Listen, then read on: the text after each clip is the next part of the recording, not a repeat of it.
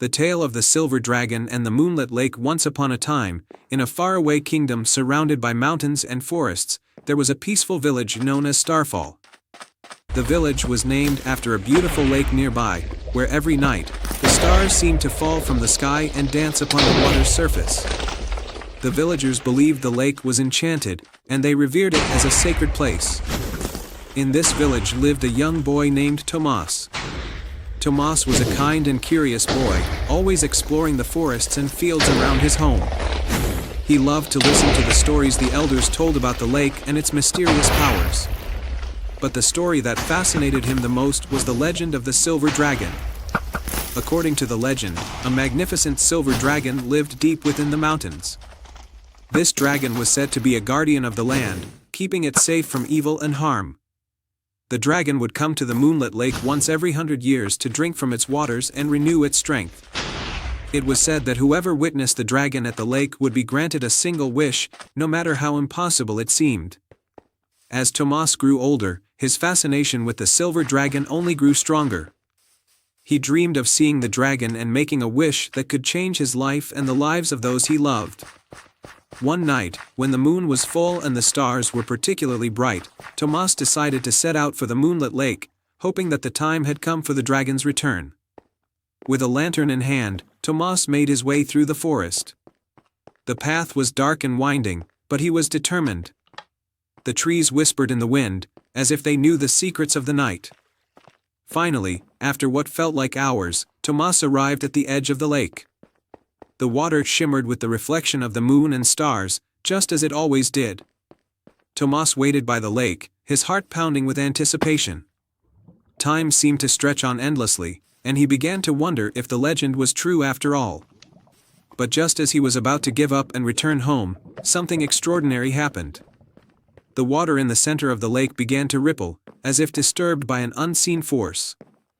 The ripples grew larger and larger until, with a soft splash, a majestic silver dragon emerged from the depths. Its scales glistened like liquid silver, and its eyes shone with a wise, ancient light. The dragon's wings stretched wide, catching the moonlight and making the creature look even more magnificent. Tomas gasped in awe, barely able to believe his eyes. The dragon, noticing the boy, turned its gaze toward him. For a moment, they simply looked at each other, and Tomas felt as though the dragon could see into his very soul. "Greetings, young one," the dragon spoke, its voice deep and soothing. "You have come to witness the renewal of the Moonlit Lake. Why do you seek me?" Tomas swallowed nervously before finding his voice. "I have heard the legends about you, great silver dragon. They say that you can grant a wish to those who see you at the lake. I have come to ask for a wish." The dragon nodded slowly, understanding. "Indeed, I have the power to grant a wish. But be warned, young one, wishes are powerful things, and they can have consequences you may not foresee. Tell me, what is it that you wish for?" Tomas hesitated, thinking carefully. He had many things he could wish for: wealth, strength, wisdom. But then he remembered something his mother had told him before she passed away. She had always wished for the village to prosper and for the people to live in peace and harmony with nature. "I wish for the village of Starfall to always be protected," Tomas said finally. "I wish for the land to remain fertile, the people to be happy, and the forest and lake to stay pure and untouched by harm." The silver dragon's eyes softened at Tomas's selfless wish. "You have chosen wisely, young one. Your wish shall be granted, and the village of Starfall will indeed be protected for as long as the moon shines upon this lake. But remember, the true power of a wish lies not in magic, but in the hearts of those who live by it. Continue to care for the land, and it will care for you." With that, the dragon dipped its head toward the lake, drinking deeply from its waters. As it did, the water began to glow with a soft, silver light, spreading throughout the lake and into the surrounding forest. The trees seemed to grow stronger, the flowers more vibrant, and the air filled with a sense of peace and renewal. When the dragon finished drinking, it looked at Tomas one last time. "Thank you, Tomas, for your kind heart. The world needs more like you." The dragon then spread its wings and took to the sky, soaring into the night until it was no more than a distant star in the heavens. Tomas stood by the lake for a long time, feeling a deep sense of contentment and wonder. He knew that the village would prosper, not just because of the dragon's magic, but because of the love and care the villagers would continue to show for their home. When Tomas returned to Starfall, he found that the village was already changing for the better. The crops grew tall and healthy, the animals thrived, and the people were happier than ever. And though the villagers never knew exactly what had happened that night at the lake, they could sense that a great blessing had been bestowed upon them. As for Tomas, he became known as the Keeper of the Lake, a protector of the land and a guardian of the village's prosperity. He often returned to the moonlit lake, not to seek another wish, but simply to sit by the water's edge and remember the night he met the silver dragon. And so, the village of Starfall lived on in peace and harmony, with the silver dragon's blessing shining down on them from the night sky, ensuring that they all lived happily ever after. I hope you enjoyed this fairy tale. Once upon a time, in a small village nestled between rolling hills in a dense, ancient forest, there lived a girl named Elara. Elara was known for her kindness and her fascination with the stories her grandmother told her. Her favorite was the tale of the silver feather, a magical feather that could grant one wish to whoever found it. One warm summer night, as the village prepared for the annual moon festival, Elara decided to wander into the forest. She hoped to catch a glimpse of the magical creatures that were said to come out under the full moon. Armed with a lantern and a heart full of curiosity, she ventured into the woods. The forest was alive with the sounds of chirping crickets and rustling leaves.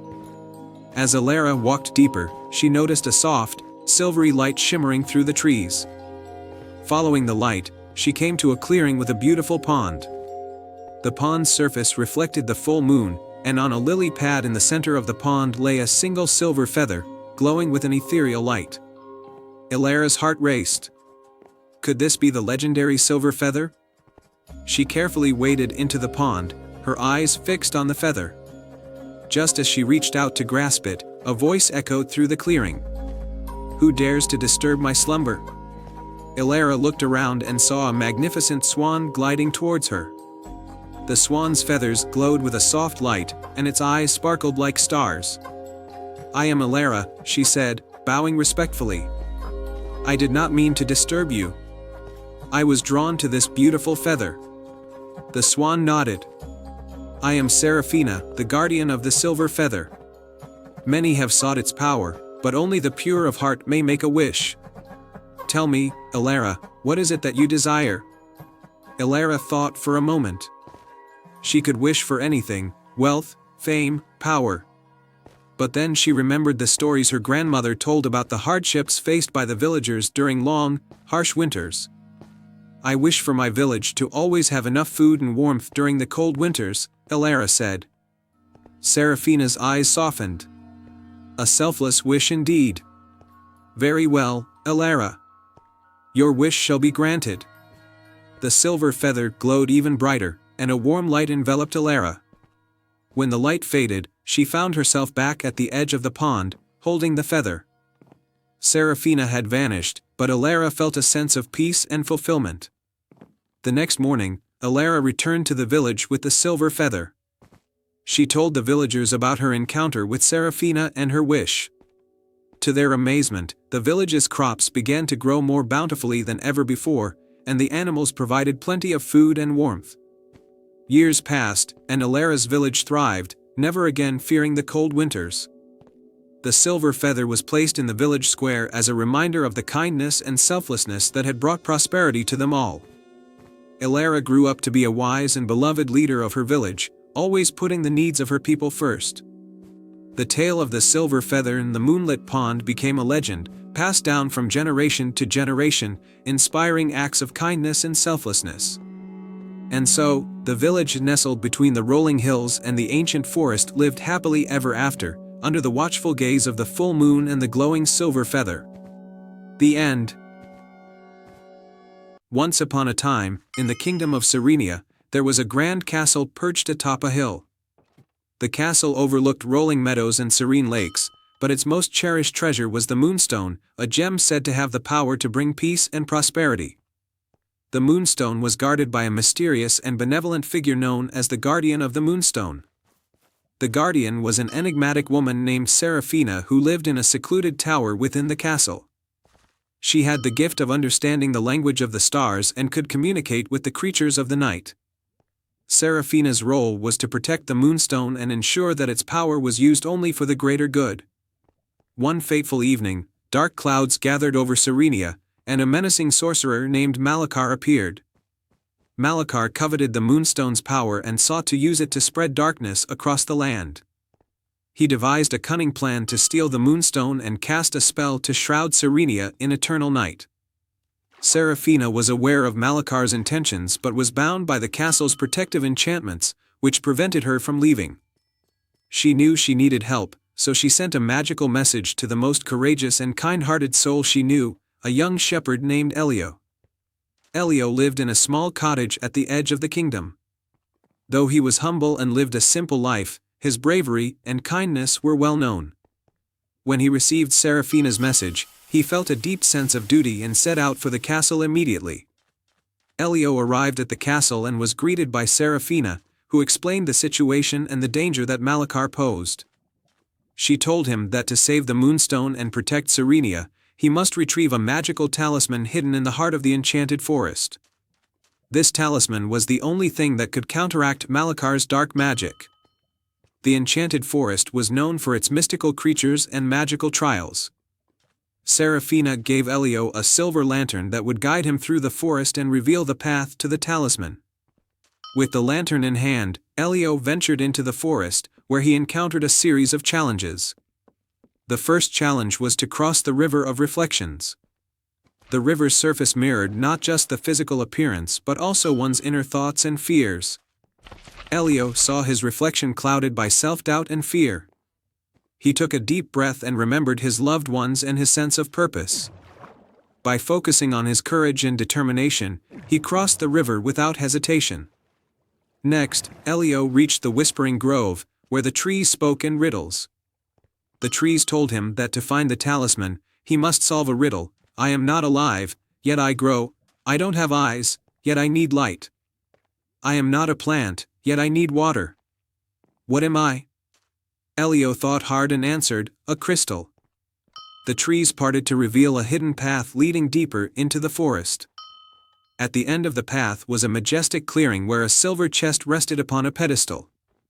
Elio approached the chest, and as he did, a guardian spirit appeared, a magnificent stag with glowing antlers. The stag spoke with a voice like the rustling of leaves. To claim the talisman, you must prove your heart's true intent. Show that you seek to protect and serve, not to gain power. Elio stepped forward and spoke sincerely, I wish to protect my kingdom and ensure that the Moonstone's power is used for the good of all. The stag nodded in approval and allowed Elio to open the chest. Inside, he found the magical talisman, a shimmering orb that radiated warmth and light. Elio took the talisman and hurried back to the castle.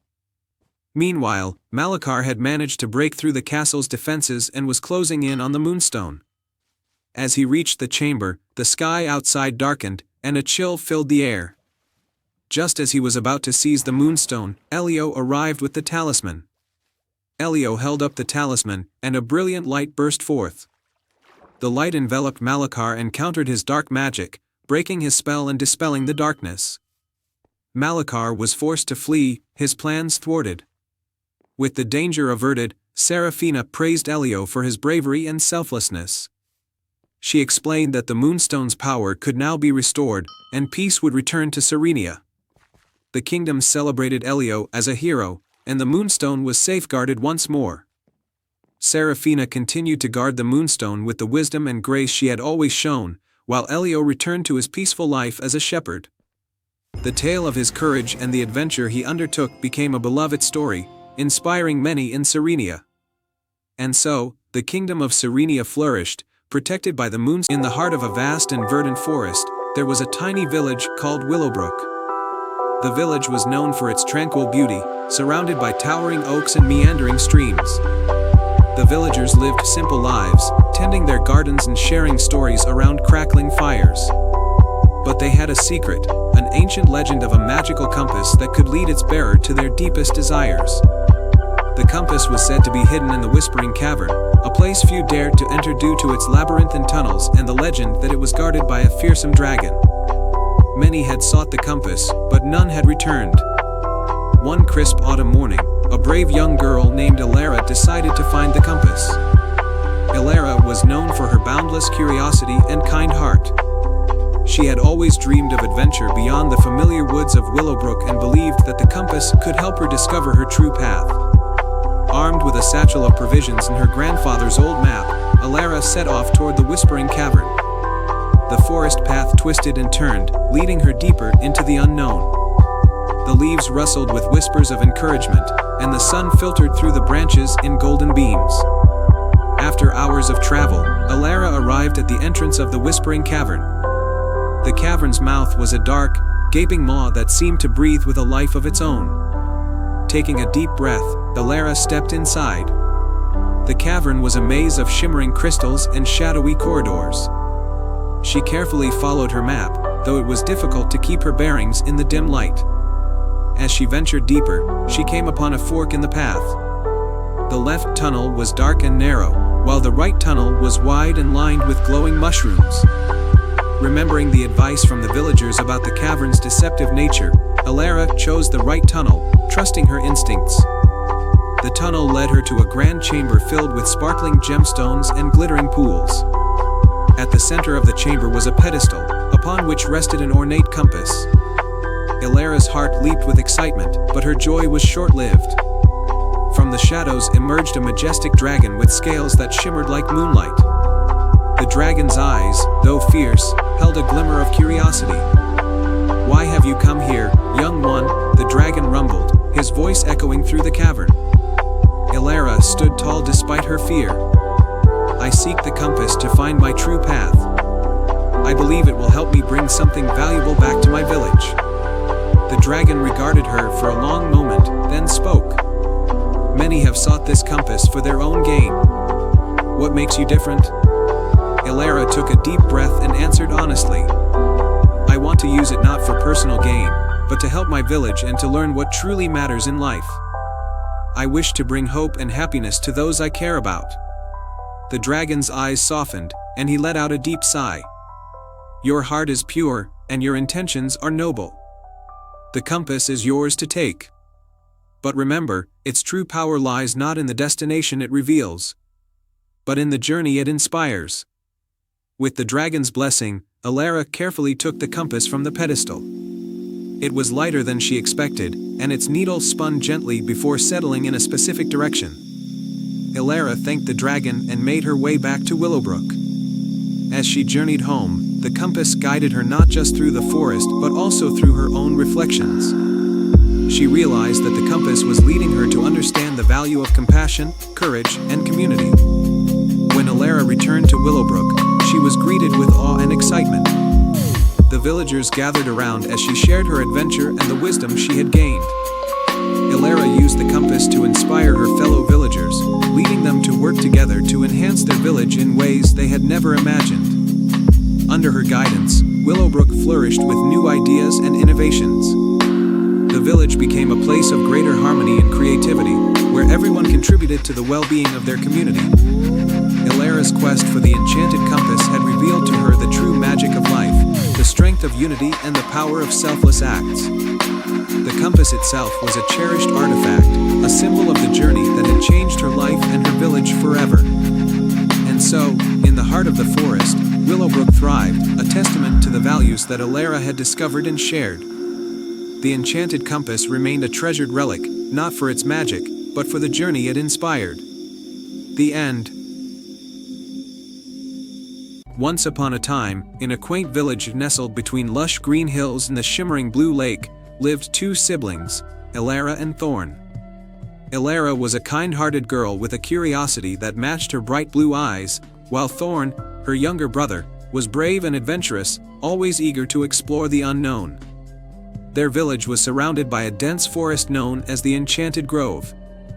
Legends spoke of magical creatures and hidden treasures within the grove, but it was also said to be protected by an ancient enchantment that only the pure of heart could pass through. One sunny morning, Elara and Thorn set off on a new adventure.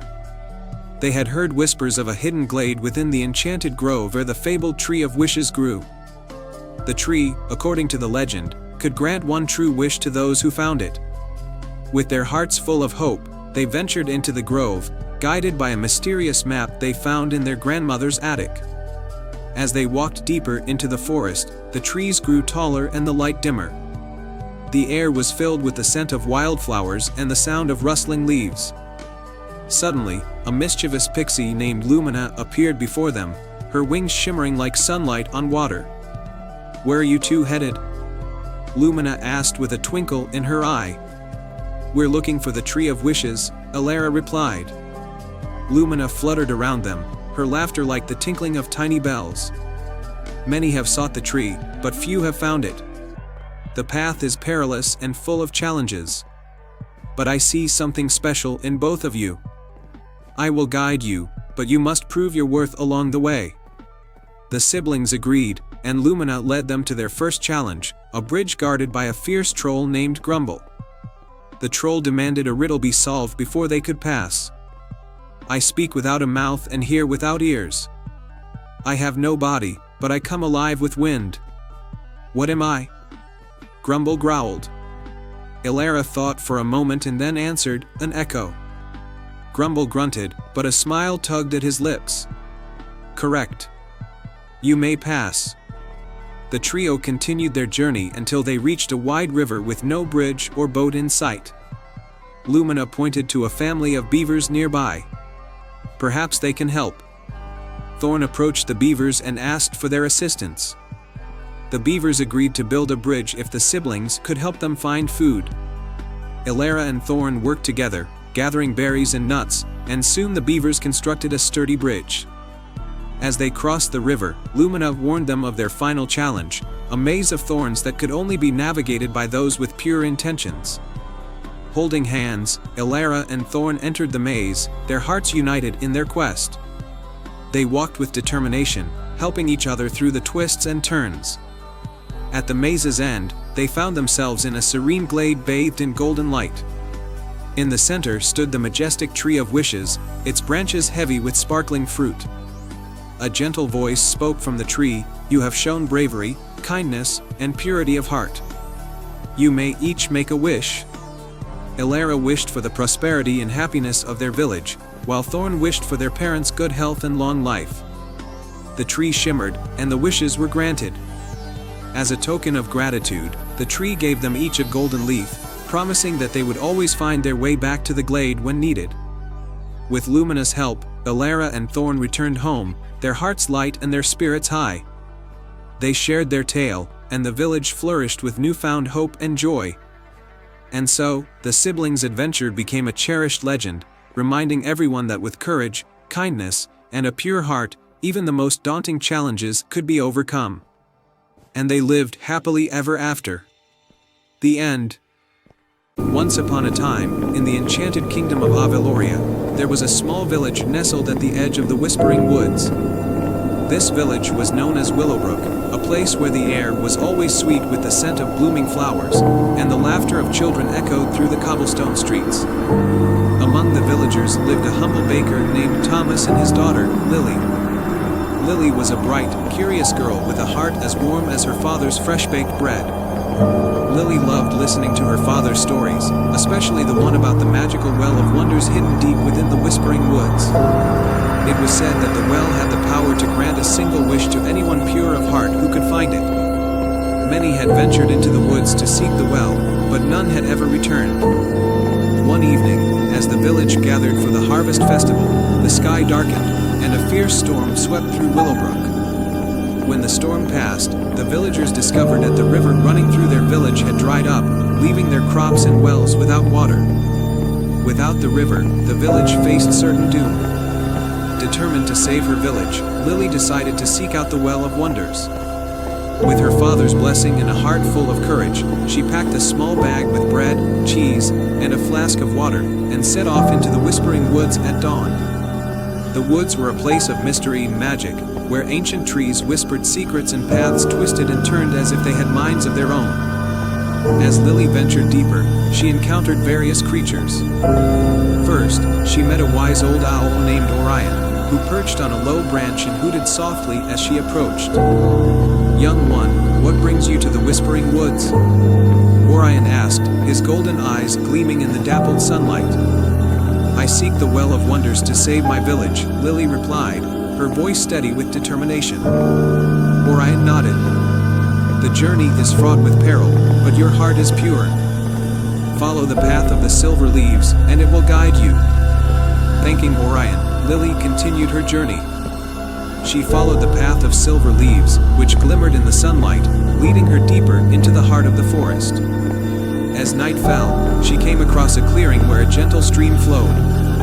By the stream stood a majestic stag with antlers that seemed to touch the stars. "Good evening, young traveler," the stag greeted her. "You look weary. Rest here by the stream and tell me of your quest." Lily explained her mission to the stag, who listened intently. "I seek the Well of Wonders to bring water back to my village." The stag dipped his head in acknowledgement. "Your journey is noble, and your spirit strong. Take this vial of water from the stream of serenity. It will guide you when you are lost." Grateful, Lily accepted the vial and rested by the stream before continuing her journey at dawn. She walked for hours, the forest growing denser and darker. Suddenly, she heard a faint, melodious singing. Following the sound, she stumbled upon a grove where a beautiful fairy was singing, her voice as enchanting as the forest itself. "Welcome, brave soul," the fairy said, her wings shimmering in the light. "I am Alara, guardian of the Whispering Woods. What brings you here?" Lily recounted her tale once more. "I seek the Well of Wonders to save my village from drought." Alara smiled kindly. "You have shown great courage and kindness. As a reward, I will grant you one wish. But remember, the well will only appear to those who are truly selfless." Lily thanked Alara and continued her journey, her heart filled with hope. As she walked, the forest began to change. The trees seemed to part, and a soft, glowing light appeared in the distance. Following the light, she found herself at the edge of a crystal-clear pool. In the center of the pool stood the Well of Wonders, its water sparkling like diamonds. With a deep breath, Lily approached the well. "Oh, Well of Wonders, I seek your aid to save my village from the drought. Please grant my wish for the river to flow once more." The water in the well glowed brightly, and a soothing voice echoed from within. "Your wish is pure and selfless. It shall be granted." In an instant, Lily found herself back at the edge of the Whispering Woods, the sun rising behind her. She hurried back to Willowbrook, her heart racing. As she approached the village, she heard joyful shouts and laughter. The river had returned, its waters flowing freely once more. The villagers gathered around Lily, cheering and celebrating. Thomas embraced his daughter, tears of pride and joy in his eyes. "You did it, Lily. You saved us all." From that day on, the village of Willowbrook thrived, and Lily became a beloved hero. The story of her bravery and the magical Well of Wonders was told for generations, a reminder of the power of a pure heart and the magic that lies within selfless acts. And so, the village lived happily ever after, their hearts forever filled with gratitude for the brave girl who ventured into the Whispering Woods and brought back the gift of life. Once upon a time, in a serene kingdom surrounded by rolling hills and sparkling lakes, there was a quaint village known as Luminera. Luminera was famous for its beautiful, moonlit nights and its enchanting melodies that seemed to drift through the air every evening. The villagers believed that these melodies were a gift from the moon itself, meant to bring peace and joy to all who heard them. In this village lived a young girl named Lyra, who had a special gift. She could play any instrument she touched with a magical touch that made the music truly mesmerizing. Despite her talent, Lyra was shy and rarely performed publicly. She spent her evenings under the old willow tree at the edge of the village, playing soft, soothing tunes to herself. One evening, as the full moon cast its silvery light over Luminera, Lyra noticed something strange. The melodies that usually filled the air were missing, replaced by an eerie silence. The moon itself seemed dimmer than usual. Concerned, Lyra decided to investigate and discovered that the village's beloved moonstone, a mystical gem said to enhance the moon's magic, had disappeared from its place atop the village's ancient tower. Determined to restore the village's melodies and the moon's light, Lyra set out on a journey to find the moonstone. The villagers had always spoken of a hidden grove deep in the enchanted forest, where magical creatures lived and secrets were kept. Lyra believed that if anyone knew about the missing moonstone, it would be the inhabitants of this mysterious grove. As she ventured into the forest, Lyra encountered several magical beings, a wise old fox, a playful squirrel, and a gentle deer. Each creature gave her a clue to guide her way. The fox advised her to follow the light of the moon's reflection on the river. The squirrel suggested listening to the whispers of the trees, and the deer pointed her towards a hidden path marked by moonflowers. Following these clues, Lyra arrived at the hidden grove, which was bathed in a soft, ethereal glow. In the center of the grove stood a grand, ancient tree with branches stretching towards the sky. At the base of the tree, Lyra found the moonstone, but it was surrounded by a shimmering barrier of light. To retrieve the moonstone, Lyra realized she needed to play a melody that resonated with the moon's magic. She took out her lute and began to play a soft, enchanting tune. As the music flowed from her fingers, the barrier began to shimmer and dance in harmony with the melody. The light surrounding the moonstone grew brighter, and the stone itself began to float towards Lyra. When the moonstone was finally in her hands, a radiant glow filled the grove, and the moonlight became brighter and more beautiful than ever before. The moonstone's magic enhanced Lyra's music, and the melodies that once filled Luminera returned, more enchanting than ever. With the moonstone safely returned to its place atop the village's tower, the village of Luminera celebrated. The moonlit nights were even more magical, and the melodies played by Lyra resonated throughout the kingdom, bringing peace and joy to everyone who heard them. Lyra, once shy and reserved, found her confidence in sharing her music with the world.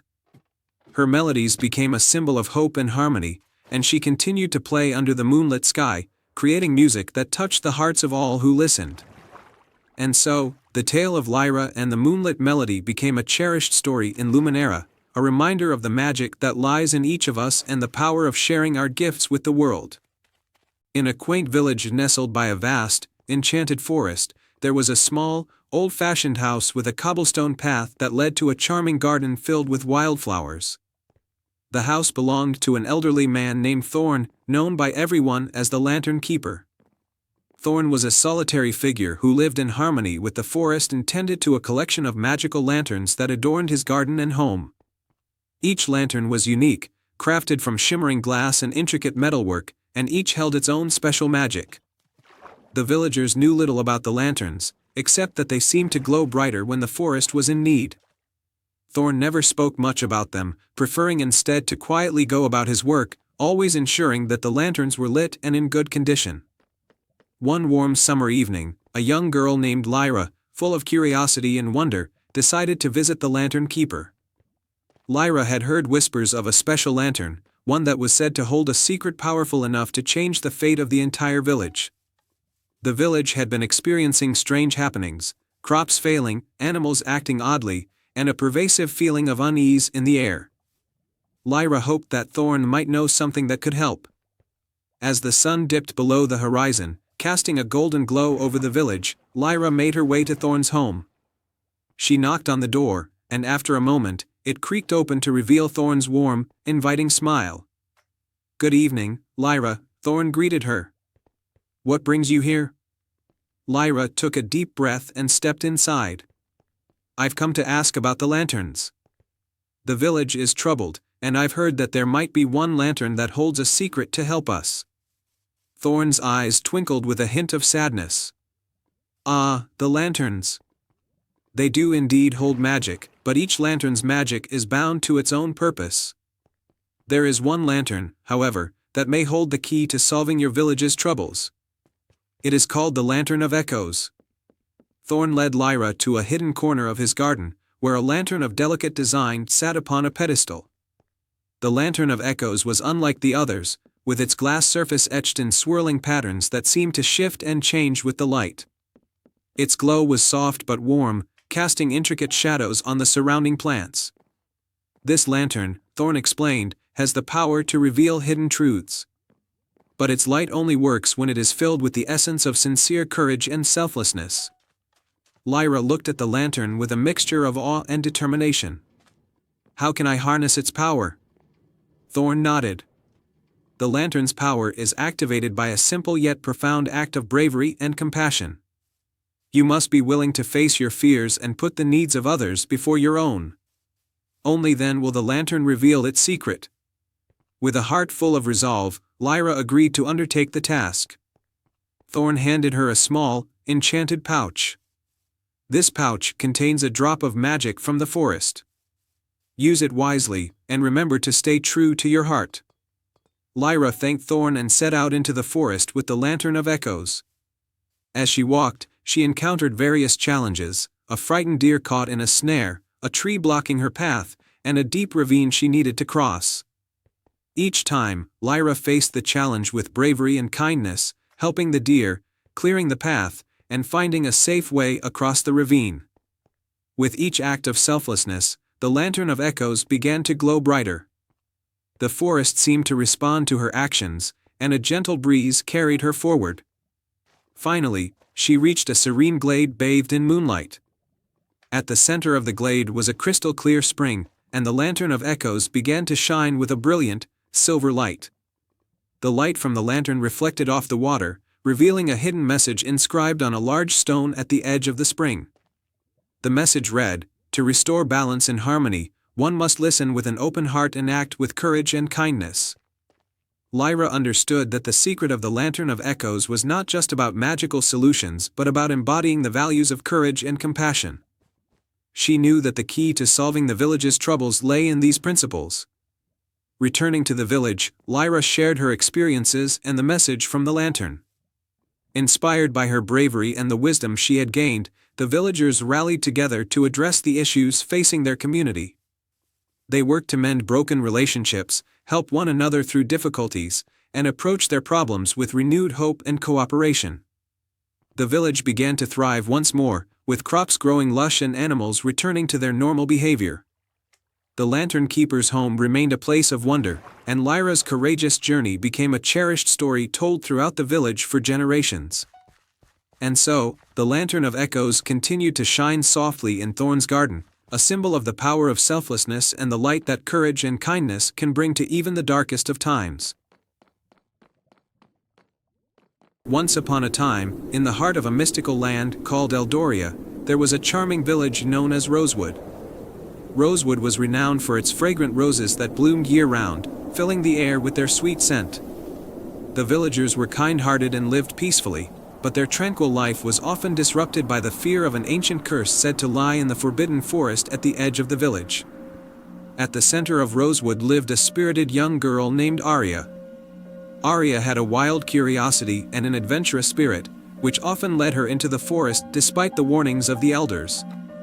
Her best friend was a wise old owl named Sage, who had a knack for solving riddles and loved sharing ancient lore.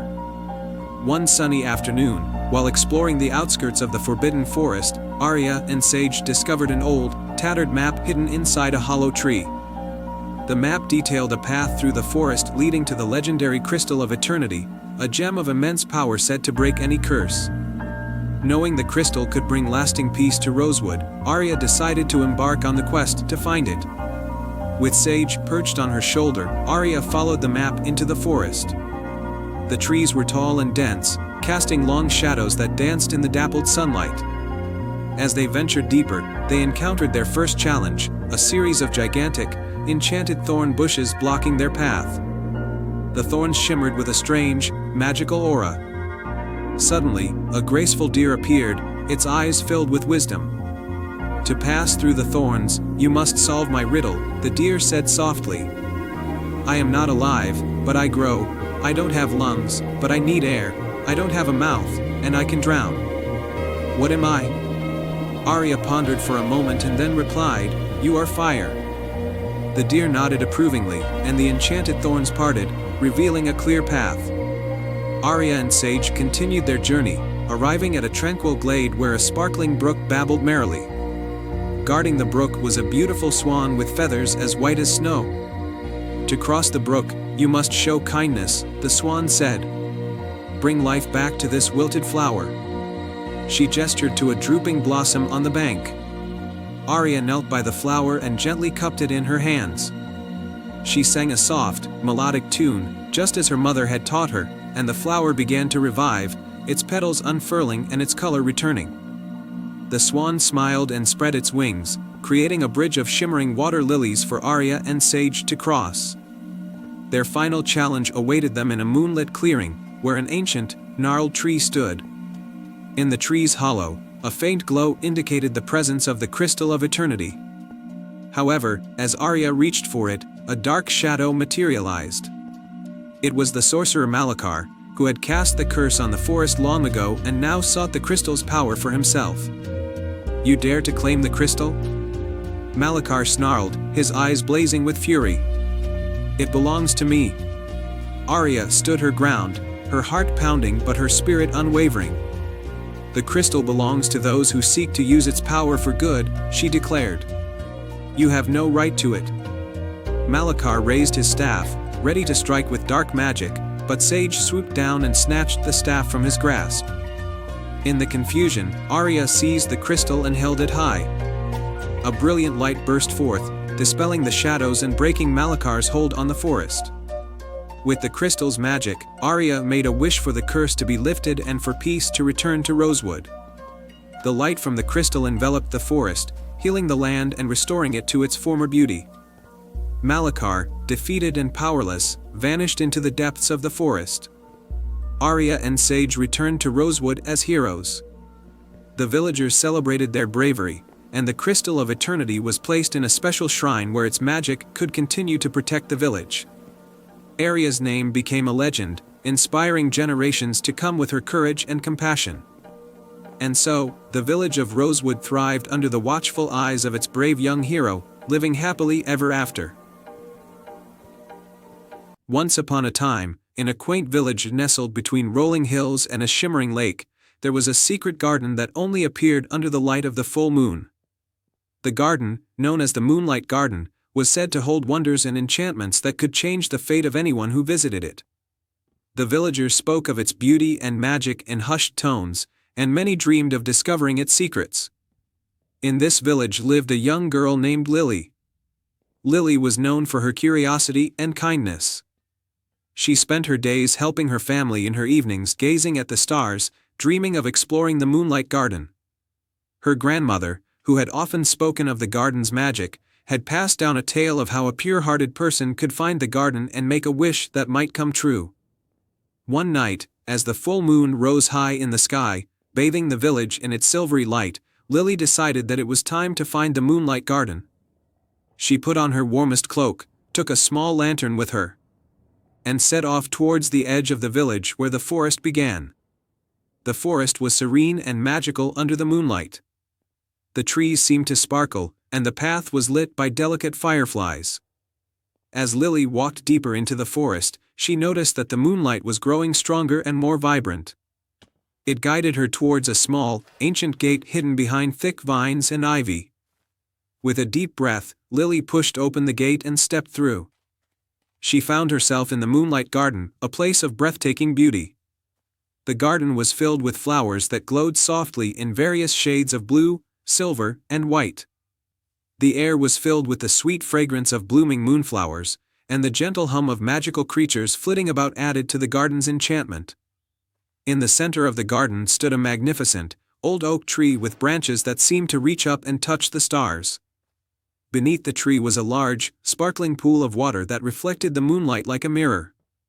Lily approached the pool and saw that the water was clear and calm, with shimmering patterns dancing on its surface. As Lily knelt beside the pool, she noticed a beautiful, silver locket lying on the edge of the water. It was intricately designed with tiny stars and crescent moons. She picked up the locket and opened it, revealing a small, glowing pearl inside. The moment she touched the pearl, a gentle voice spoke from the locket. "Welcome, Lily. You have found the Moonlight Garden. The magic of this place is here to help those with pure hearts. You may make a single wish, and it will be granted." Lily thought carefully about her wish. She thought of her family, her friends, and the village she loved. The village had been struggling recently, and many were in need of hope and happiness. With a heart full of compassion, Lily made her wish. I wish for my village to be blessed with joy and prosperity, so that everyone can find happiness and comfort. The locket glowed warmly, and the pearl's light spread throughout the garden. The garden itself seemed to respond to Lily's wish. The flowers glowed even brighter, and the gentle hum of magical creatures grew louder. The light from the garden reached beyond the forest, touching the village. As Lily made her way back to the village, she noticed that the once fading crops were now lush and green, and the marketplace was bustling with activity. The villagers were laughing and celebrating, their faces glowing with joy and relief. The transformation was nothing short of miraculous, and the village thrived with renewed energy and hope. When Lily returned home, her family and friends embraced her with gratitude. They celebrated her bravery and the magic of the Moonlight Garden.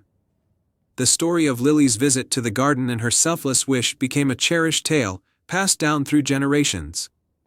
The Moonlight Garden remained a secret, known only to those who had hearts filled with kindness and hope. It continued to be a place of wonder and magic, appearing only under the light of the full moon to remind those who visited of the power of compassion and the beauty of selfless wishes.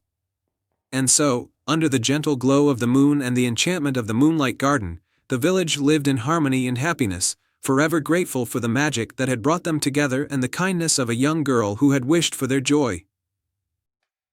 In a serene village nestled between rolling hills and sparkling rivers, there was a magical grove known only to a few.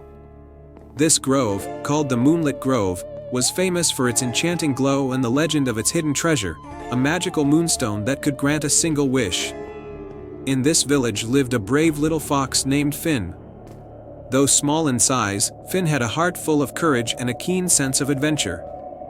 He often heard the stories about the Moonlit Grove and dreamed of finding the magical moonstone to help his village. One crisp autumn evening, as the full moon rose and bathed the world in silver light, Finn decided it was time to embark on his adventure. With a small satchel filled with essentials, he set out toward the Moonlit Grove, guided by the shimmering moonlight. The path to the grove was winding and full of shadows, but Finn was determined. As he walked, the moonlight revealed the path ahead, and he could hear the soft rustling of leaves and the distant, gentle hum of the grove's magic. After some time, Finn reached the edge of the Moonlit Grove. The grove was as magical as the tales described, trees with silver leaves, flowers that glowed like stars, and a gentle, melodic breeze that whispered secrets of the night. In the center of the grove stood a grand, ancient oak tree. Its trunk was twisted and gnarled, and its branches reached high into the night sky. At the base of the tree, a small, glimmering object caught Finn's eye. It was a golden key. Finn approached the key and found a scroll beside it. Unrolling the scroll, he read the following riddle: "Brave heart, if you seek the stone, find the keeper of secrets unknown. In the center where the moonlight's warm, the guardian waits to keep you from harm." Finn pondered the riddle and looked around. The moonlight seemed to warm a particular spot in the grove, where a small, silver fountain bubbled gently. He made his way to the fountain, where a wise old owl perched on a nearby branch. "Greetings, little fox," the owl said in a voice as soft as the breeze.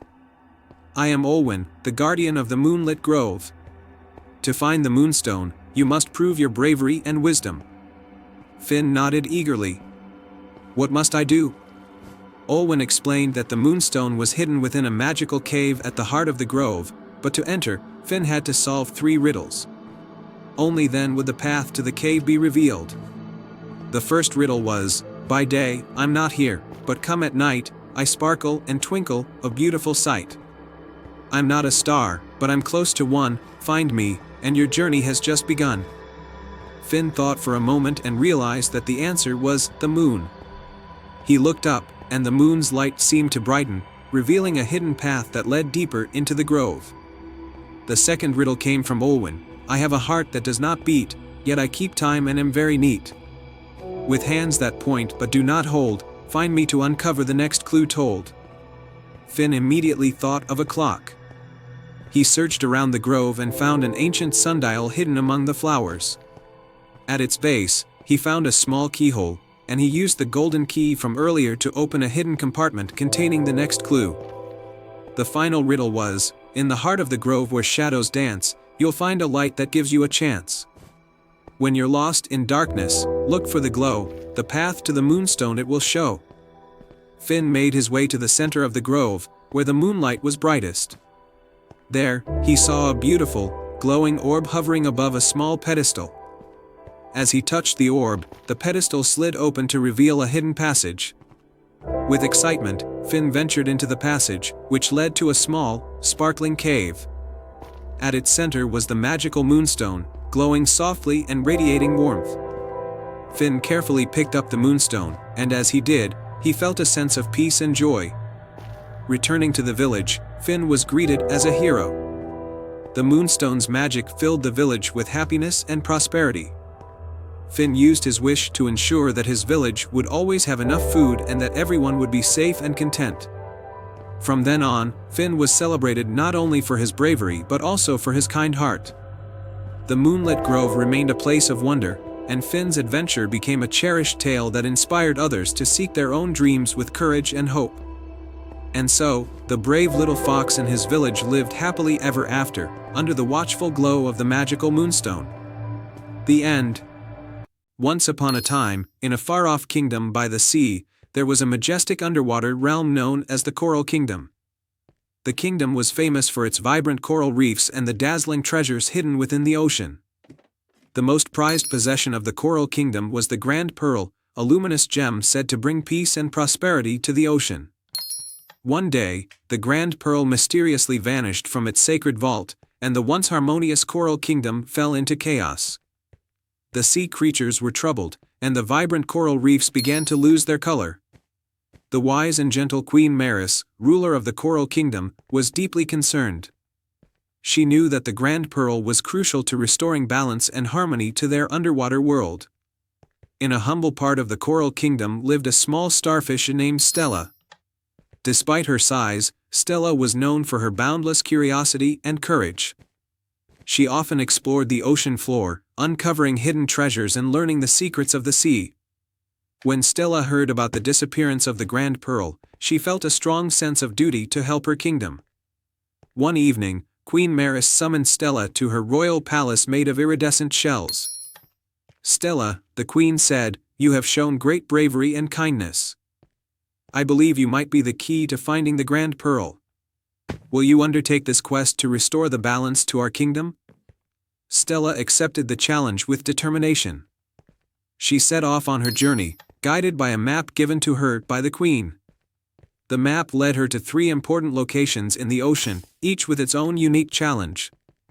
The first location was the Abyssal Trench, a deep and dark part of the ocean known for its swirling currents. As Stella navigated through the trench, she encountered a formidable sea serpent named Seraphim. The serpent was guarding an ancient scroll with clues about the Grand Pearl's location. "Brave starfish," Seraphim said, "to retrieve the scroll, you must show courage. Solve my riddle, and I will grant you passage." The riddle was, I can be cracked, made, told, and played. What am I? Star. Stella thought carefully and answered, "A joke." Seraphim smiled and allowed Stella to take the scroll. The scroll revealed the next location, the Grotto of Echoes. The Grotto of Echoes was a mesmerizing cave where sounds bounced off the walls, creating a symphony of echoes. Stella had to find her way through the cave while listening to the echoes and avoiding misleading sounds. After much patience and careful listening, Stella discovered a hidden chamber where a magnificent seashell lay. Inside the shell was a shimmering key. With the key in hand, Stella followed the map to the final location, the Garden of Luminescence, a beautiful underwater garden where bioluminescent plants glowed softly. In the center of the garden stood a giant clam with a locked shell.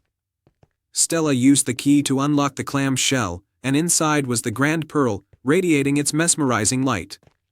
But as Stella approached the pearl, a dark shadow loomed over her. It was a jealous and mischief-loving octopus named Zephyr, who had stolen the pearl out of spite. "Return the pearl if you wish to restore the balance," Stella declared. Zephyr, touched by Stella's bravery and kindness, realized the harm he had caused. "I only wanted to see if I could control the pearl's magic," Zephyr admitted. "I never meant to bring discord to the ocean." With a heartfelt plea, Stella persuaded Zephyr to return the grand pearl. Zephyr, seeing the sincerity in Stella's eyes, agreed. As soon as the pearl was restored to its rightful place in the clam, a wave of tranquility spread through the coral kingdom. The reefs regained their vibrant colors, and harmony was restored to the underwater world. The sea creatures celebrated Stella's bravery and kindness, and even Zephyr was welcomed back as a friend. Queen Maris held a grand feast in Stella's honor, praising her for her courage and determination. The tale of Stella's quest and the restoration of the Grand Pearl became a beloved story in the Coral Kingdom, reminding all of the power of bravery, kindness, and the importance of restoring harmony. And so, the Coral Kingdom thrived once more, its waters shimmering with peace and prosperity, forever grateful for the heart of a small starfish who restored their most precious treasure. The end. Once upon a time, in the heart of the verdant kingdom of Eldoria, there was a mystical grove known as the Grove of Whispering Wishes. This enchanted grove was said to hold the power to grant a single wish to anyone who proved their worth through acts of courage, wisdom, and kindness. At the center of the grove stood an ancient, shimmering fountain known as the Fountain of Echoes. In a charming village nearby, there lived a young girl named Eloan. Eloan was known for her adventurous spirit and her kindness toward everyone she met. Her best friend was a clever, mischievous squirrel named Pip, who loved to explore and find hidden treasures. One sunny morning, Eloan and Pip discovered a weathered parchment that spoke of a rare celestial event known as the Starfall Festival. The parchment hinted that the Fountain of Echoes would be illuminated by the stars, and those who visited the grove during this event would have a chance to make a wish. Intrigued, Eloan and Pip decided to visit the Grove of Whispering Wishes and uncover its secrets. As the evening approached and the sky began to darken, Eloan and Pip made their way to the grove. The path was lined with glowing lanterns that seemed to float above the ground, guiding them toward their destination. When they arrived at the grove, they were greeted by a soft, enchanting glow emanating from the Fountain of Echoes. The fountain's waters sparkled with a myriad of colors, and the air was filled with the soothing sound of gentle whispers. However, the path to the fountain was blocked by 3 magical gates, each with a unique trial that needed to be completed before they could reach the fountain. The first gate was the Gate of Courage. It was guarded by a majestic, but stern, griffin who challenged Eloan and Pip with a riddle. "I have keys but open no locks, I have space but no room, you can enter but not go outside. What am I?" Eloan thought hard and then realized the answer was a piano. As she spoke the answer aloud, the griffin nodded in approval, and the gates slowly opened, allowing them to proceed to the next trial. The second gate was the Gate of Wisdom. It was a shimmering gate covered in ancient runes. To open it, Eloan and Pip needed to solve a complex puzzle made of glowing, interlocking pieces that formed a celestial map. Pip used his nimble paws to fit the pieces together, while Eloan guided him by reading the runes. As they completed the celestial map, the gate glowed brightly and opened, revealing the path to the final gate. The last gate was the Gate of Kindness. It was adorned with delicate vines and flowers and guarded by a gentle spirit. To pass through, they needed to perform a kind deed. In the clearing near the gate, they found a small, injured fawn with a hurt leg. Eloan and Pip carefully tended to the fawn, using herbs and soft cloths to treat its injury. Eloan spoke soothingly to the fawn, and Pip offered it fresh water and tender leaves to eat. The fawn, now feeling much better, nuzzled them gratefully. The spirit, touched by their compassion, allowed them to pass through the gate. They reached the Fountain of Echoes, which was now illuminated by the falling stars, creating a breathtaking spectacle of light and color. Eloan and Pip approached the fountain, their hearts filled with hope and wonder. Eloan closed her eyes and made her wish, "I wish for the prosperity and happiness of all the people and creatures of Eldoria, so that they may live in harmony and joy." The Fountain of Echoes shimmered with a radiant light, and a gentle breeze carried Eloan's wish throughout the kingdom. The stars above twinkled even more brightly, and a sense of peace and happiness spread across Eldoria. Eloan and Pip returned to their village, where they were greeted with gratitude and celebration. The story of their adventure and the magic of the Grove of Whispering Wishes became a cherished legend, reminding everyone of the power of courage, wisdom, and kindness. And so, the Grove of Whispering Wishes continued to be a place of magic and wonder, where dreams and wishes flourished under the light of the stars. The end. Once upon a time, in a land where the moon bathed everything in silver light, there was a quaint village named Lunalore. The village was nestled in a valley surrounded by rolling hills and dense forests. It was known for its beautiful moonlit nights, when the moon seemed to touch the earth with its soft glow. In Lunalore lived a young girl named Mira. Mira had a special gift: she could talk to plants. From the tiniest flower to the tallest tree, Mira understood their whispers and songs. Every evening, she would wander the woods, tending to the plants and listening to their stories.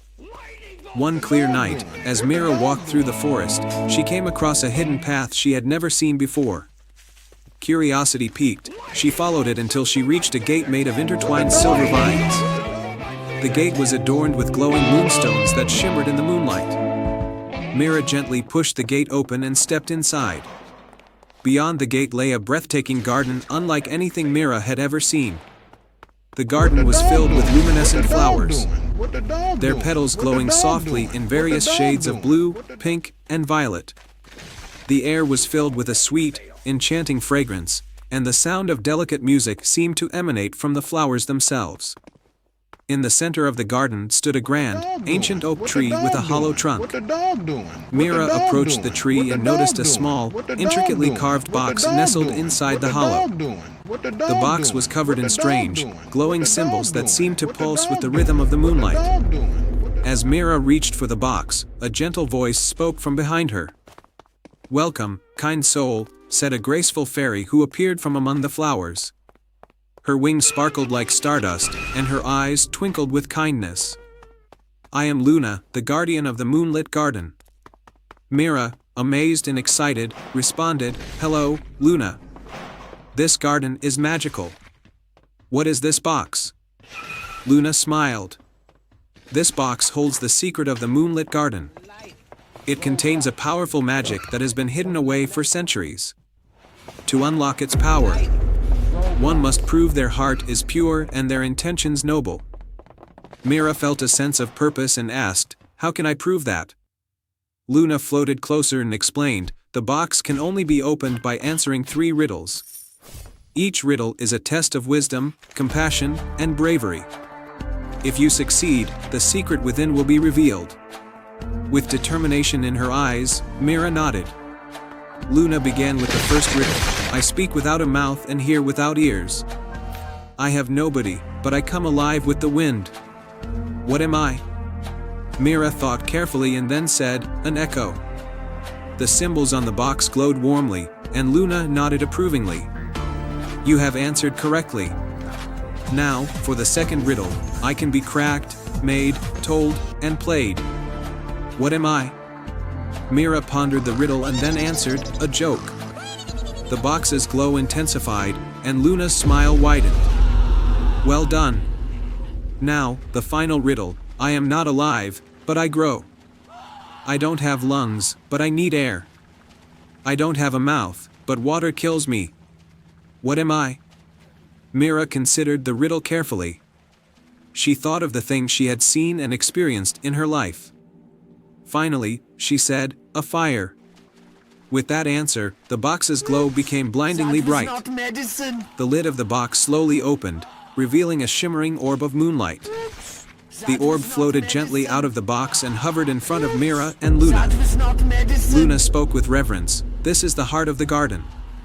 It holds the magic that keeps this garden alive and thriving. With its power, you can bring prosperity and harmony to your village." Mira was awestruck and asked, "How can I use this magic?" Luna's eyes shone with a gentle light. "The magic of the heart is meant to be shared. Use it with kindness and wisdom to help those in need. It will guide you in your journey. Mira took the heart of the garden with great care. As she left the magical garden and returned to her village, she carried with her a newfound sense of purpose. She used the garden's magic to help the villagers, heal the land, and bring joy and prosperity to Lunalore. The village flourished under Mira's care, and the garden remained a secret place of wonder, known only to those with a pure heart and noble intentions. And so, Mira's legend grew, and her name was remembered in stories and songs as the girl who discovered the secret of the moonlit garden and used its magic to bring light and love to her world. Once upon a time, in the kingdom of Eldoria, there was a small village named Larkspur. Nestled between rolling hills and lush forests, Larkspur was a peaceful place where the villagers lived in harmony with nature. In this village lived a young girl named Arya, who had a special gift: she could talk to birds. Arya lived with her grandfather, a wise old man named Cedric. He often told her stories about the legendary phoenix, a magnificent bird with feathers of gold and crimson, whose song could heal the sick and bring joy to the saddest of hearts. The phoenix was said to live on the highest peak of the Misty Mountains, far beyond the reach of ordinary folk. One day, a terrible illness swept through Larkspur, leaving many villagers weak and bedridden. Even Cedric fell ill, and Arya was heartbroken to see her beloved grandfather suffer.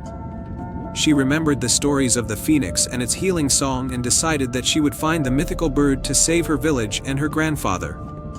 With a heart full of determination, Arya set off on her journey. She bid farewell to Cedric and promised to return with the phoenix. Armed with a small bag of provisions and her flute, she ventured into the forest. As Arya walked, she sang to the birds, asking for their guidance. A robin, with feathers as red as berries, flew down to her. "I have heard of your quest, brave girl," the robin chirped. "I will guide you to the foot of the Misty Mountains, but beyond that, you must find your own way." Arya thanked the robin and followed it through the forest. They traveled for days, crossing rivers and valleys until they reached the Misty Mountains. The peaks were shrouded in clouds, and the path ahead was steep and treacherous. "Here we part, Arya," the robin said. "Remember, the phoenix will only appear to those with a pure heart. Trust in your courage and kindness." Arya nodded and began her ascent. The climb was difficult, and the air grew colder and thinner with each step. She encountered fierce winds and icy paths but pressed on, driven by her love for her grandfather and her village. One evening, as she rested in a small cave, Arya played her flute. The haunting melody echoed through the mountains, reaching the ears of a majestic eagle. The eagle, with feathers like the night sky, flew down to her. "I have heard your song, and I know of your quest," the eagle said. "Climb upon my back, and I will take you to the phoenix." With gratitude, Arya climbed onto the eagle's back. They soared high above the mountains, through clouds and over snowy peaks, until they reached a hidden valley where the phoenix resided. The valley was bathed in golden light, and in the center stood the phoenix, its feathers glowing like the sun. The phoenix turned its wise eyes upon Arya. "Why have you come, child?" it asked, its voice like a melodious song. "I seek your help to save my village and my grandfather from a terrible illness," Arya replied, her voice steady despite her awe. The phoenix nodded. "You have shown great courage and selflessness. I will grant you a feather from my wing. It possesses healing magic, but you must use it with a pure heart." The phoenix plucked a single golden feather from its wing and handed it to Arya. The feather shimmered with an ethereal light, and Arya felt its warmth in her hands. "Thank you," Arya said, bowing deeply. She climbed back onto the eagle, who carried her swiftly down the mountain and back to the forest. The robin awaited her at the edge of the forest, ready to guide her home. When Arya returned to Larkspur, she hurried to her grandfather's side and gently touched him with the phoenix's feather. A warm light enveloped him, and he opened his eyes, healthy and strong once more. Arya then used the feather to heal the other villagers, and soon the entire village was free from illness. The villagers rejoiced and celebrated Arya's bravery and kindness. They built a shrine to honor the phoenix and its magical feather, and Arya's story became a cherished legend. From that day on, Arya continued to use her gift to help others, and the village of Larkspur thrived. The phoenix's feather remained a symbol of hope and healing, a reminder of the power of love and selflessness. And so, the kingdom of Eldoria lived happily ever after, forever grateful to the brave girl who brought the magic of the phoenix to their lives. The end. Once upon a time, in the kingdom of Lumina, there was a village nestled in a valley surrounded by towering mountains. The village was known for its beautiful night sky, filled with stars that seemed close enough to touch. Every night, the villagers would gather to admire the stars, believing they held the secrets to their future and well-being. However, one fateful evening, the stars began to dim, and a heavy darkness spread across the land. Crops failed, and the once clear rivers turned murky. The villagers were filled with fear and uncertainty, as they believed the stars had abandoned them. In the heart of the village lived a young girl named Anya, who was known for her kindness and determination. She could not bear to see her home suffer and decided to find a way to restore the stars' light. Anya remembered the tales her grandmother used to tell her about the starflower, a magical flower that bloomed once every century atop the highest peak in the kingdom, Mount Solara. It was said that the starflower had the power to rekindle the stars and bring light back to the world. Determined to save her village, Anya set off on a journey to find the starflower. The journey to Mount Solara was perilous and filled with challenges. As Anya made her way through the dense forests, she encountered a talking owl named Orion. Orion was wise and offered to guide her through the treacherous terrain. Grateful for the help, Anya accepted, and the two set off together. After days of traveling, they reached the base of Mount Solara. The mountain was steep and covered in ice, making the climb incredibly difficult. Anya's determination never wavered, and with Orion's guidance, they slowly made their way up the mountain. Along the way, they encountered various creatures, some helpful and others not so much. They met a friendly mountain goat named Zephyr, who showed them a hidden path that made the climb easier. As they neared the summit, a fierce snowstorm hit, threatening to push them back down the mountain. Anya, shivering and exhausted, was about to lose hope when a figure emerged from the swirling snow. It was a knight clad in shining armor that seemed to glow with the light of the moon. He introduced himself as Sir Cedric, the Moonlit Knight, guardian of the Starflower. "I see you have come a long way, young one," Sir Cedric said, his voice kind but firm. "To prove your worth, you must face one final challenge. You must retrieve the Starflower from the ice cave guarded by the ice dragon, Frostbane. Only a heart pure of intention and courage can withstand his icy breath." Anya nodded, her resolve strengthening. With Sir Cedric by her side, they made their way to the ice cave. The air inside was frigid, and the walls shimmered with frozen crystals. At the heart of the cave lay the Starflower, its petals glowing with a soft, celestial light. However, blocking their path was Frostbane, his scales glistening like diamonds and his eyes piercing blue. Frostbane roared, sending a blast of icy wind towards them. Sir Cedric raised his shield to protect Anya, but she knew that to truly prove herself, she had to face the dragon alone. Taking a deep breath, Anya stepped forward. "Great Frostbane," she called out, her voice steady. "I seek the Starflower to save my village and restore the light to the stars. Please, let me take it and bring hope back to my people." Frostbane studied her for a moment, then spoke in a voice like cracking ice. "Many have come seeking the Starflower, but few have shown the courage and selflessness you possess. You may take the Starflower, and with it, restore the light." With a nod of gratitude, Anya carefully plucked the Starflower from its icy bed. As she did, the cave began to warm, and the ice started to melt. Frostbane bowed his head in respect, and Anya, Sir Cedric, and Orion made their way back down the mountain. When they returned to the village, Anya planted the Starflower in the center of the village square. Its light grew brighter and brighter until it burst into a brilliant shower of stardust that ascended into the night sky, rekindling the stars. The darkness lifted, and the land was once again bathed in light. The villagers rejoiced, their hearts filled with hope and gratitude. Anya was hailed as a hero, and the tale of her bravery spread throughout the kingdom. Sir Cedric and Orion became her lifelong friends, and together, they ensured that the light of the stars would never fade again. And so, the village of Lumina thrived under the twinkling night sky, a testament to the power of courage, kindness, and the unyielding spirit of a young girl who dared to reach for the stars. The end. Once upon a time, in a charming village called Celestia, nestled between rolling hills and sparkling rivers, there lived a young girl named Mira. Celestia was renowned for its breathtaking night skies, where stars seemed to dance and twinkle like a sea of diamonds.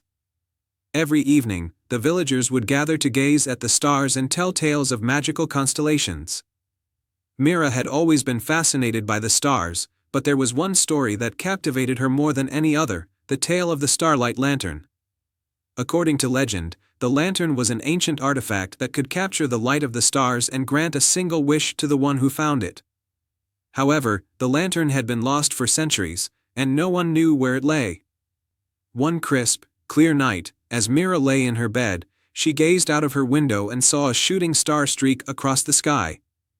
She closed her eyes and made a heartfelt wish, "I wish to find the Starlight Lantern and bring its magic to Celestia." The next morning, Mira woke with a sense of determination. She decided that she would set out on a quest to find the legendary lantern. Armed with a map of the constellations and a sturdy backpack, she ventured into the forest that bordered the village. The forest was filled with enchanting sounds, the rustle of leaves, the chirping of birds, and the gentle flow of a nearby stream. Mira followed the map, which led her through a series of trails and pathways marked by star-shaped stones.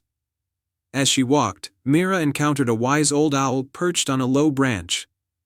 The owl's feathers were speckled with patterns that resembled the night sky. "Greetings, young Mira," the owl hooted softly. "I have heard of your quest. To find the Starlight Lantern, you must complete 3 trials that test your heart, your courage, and your wisdom." Mira nodded, ready to take on the challenges. "What are the trials?" The owl explained the first trial: you must cross the River of Reflections, where the water shows not only your face but your true self. Only those who are honest and true can cross safely. Mira approached the river, its surface shimmering like a mirror. As she stepped onto the stepping stones, the water revealed her deepest fears and insecurities. But Mira looked into her own reflection with bravery and accepted her true self. The water calmed, and the path across the river became clear.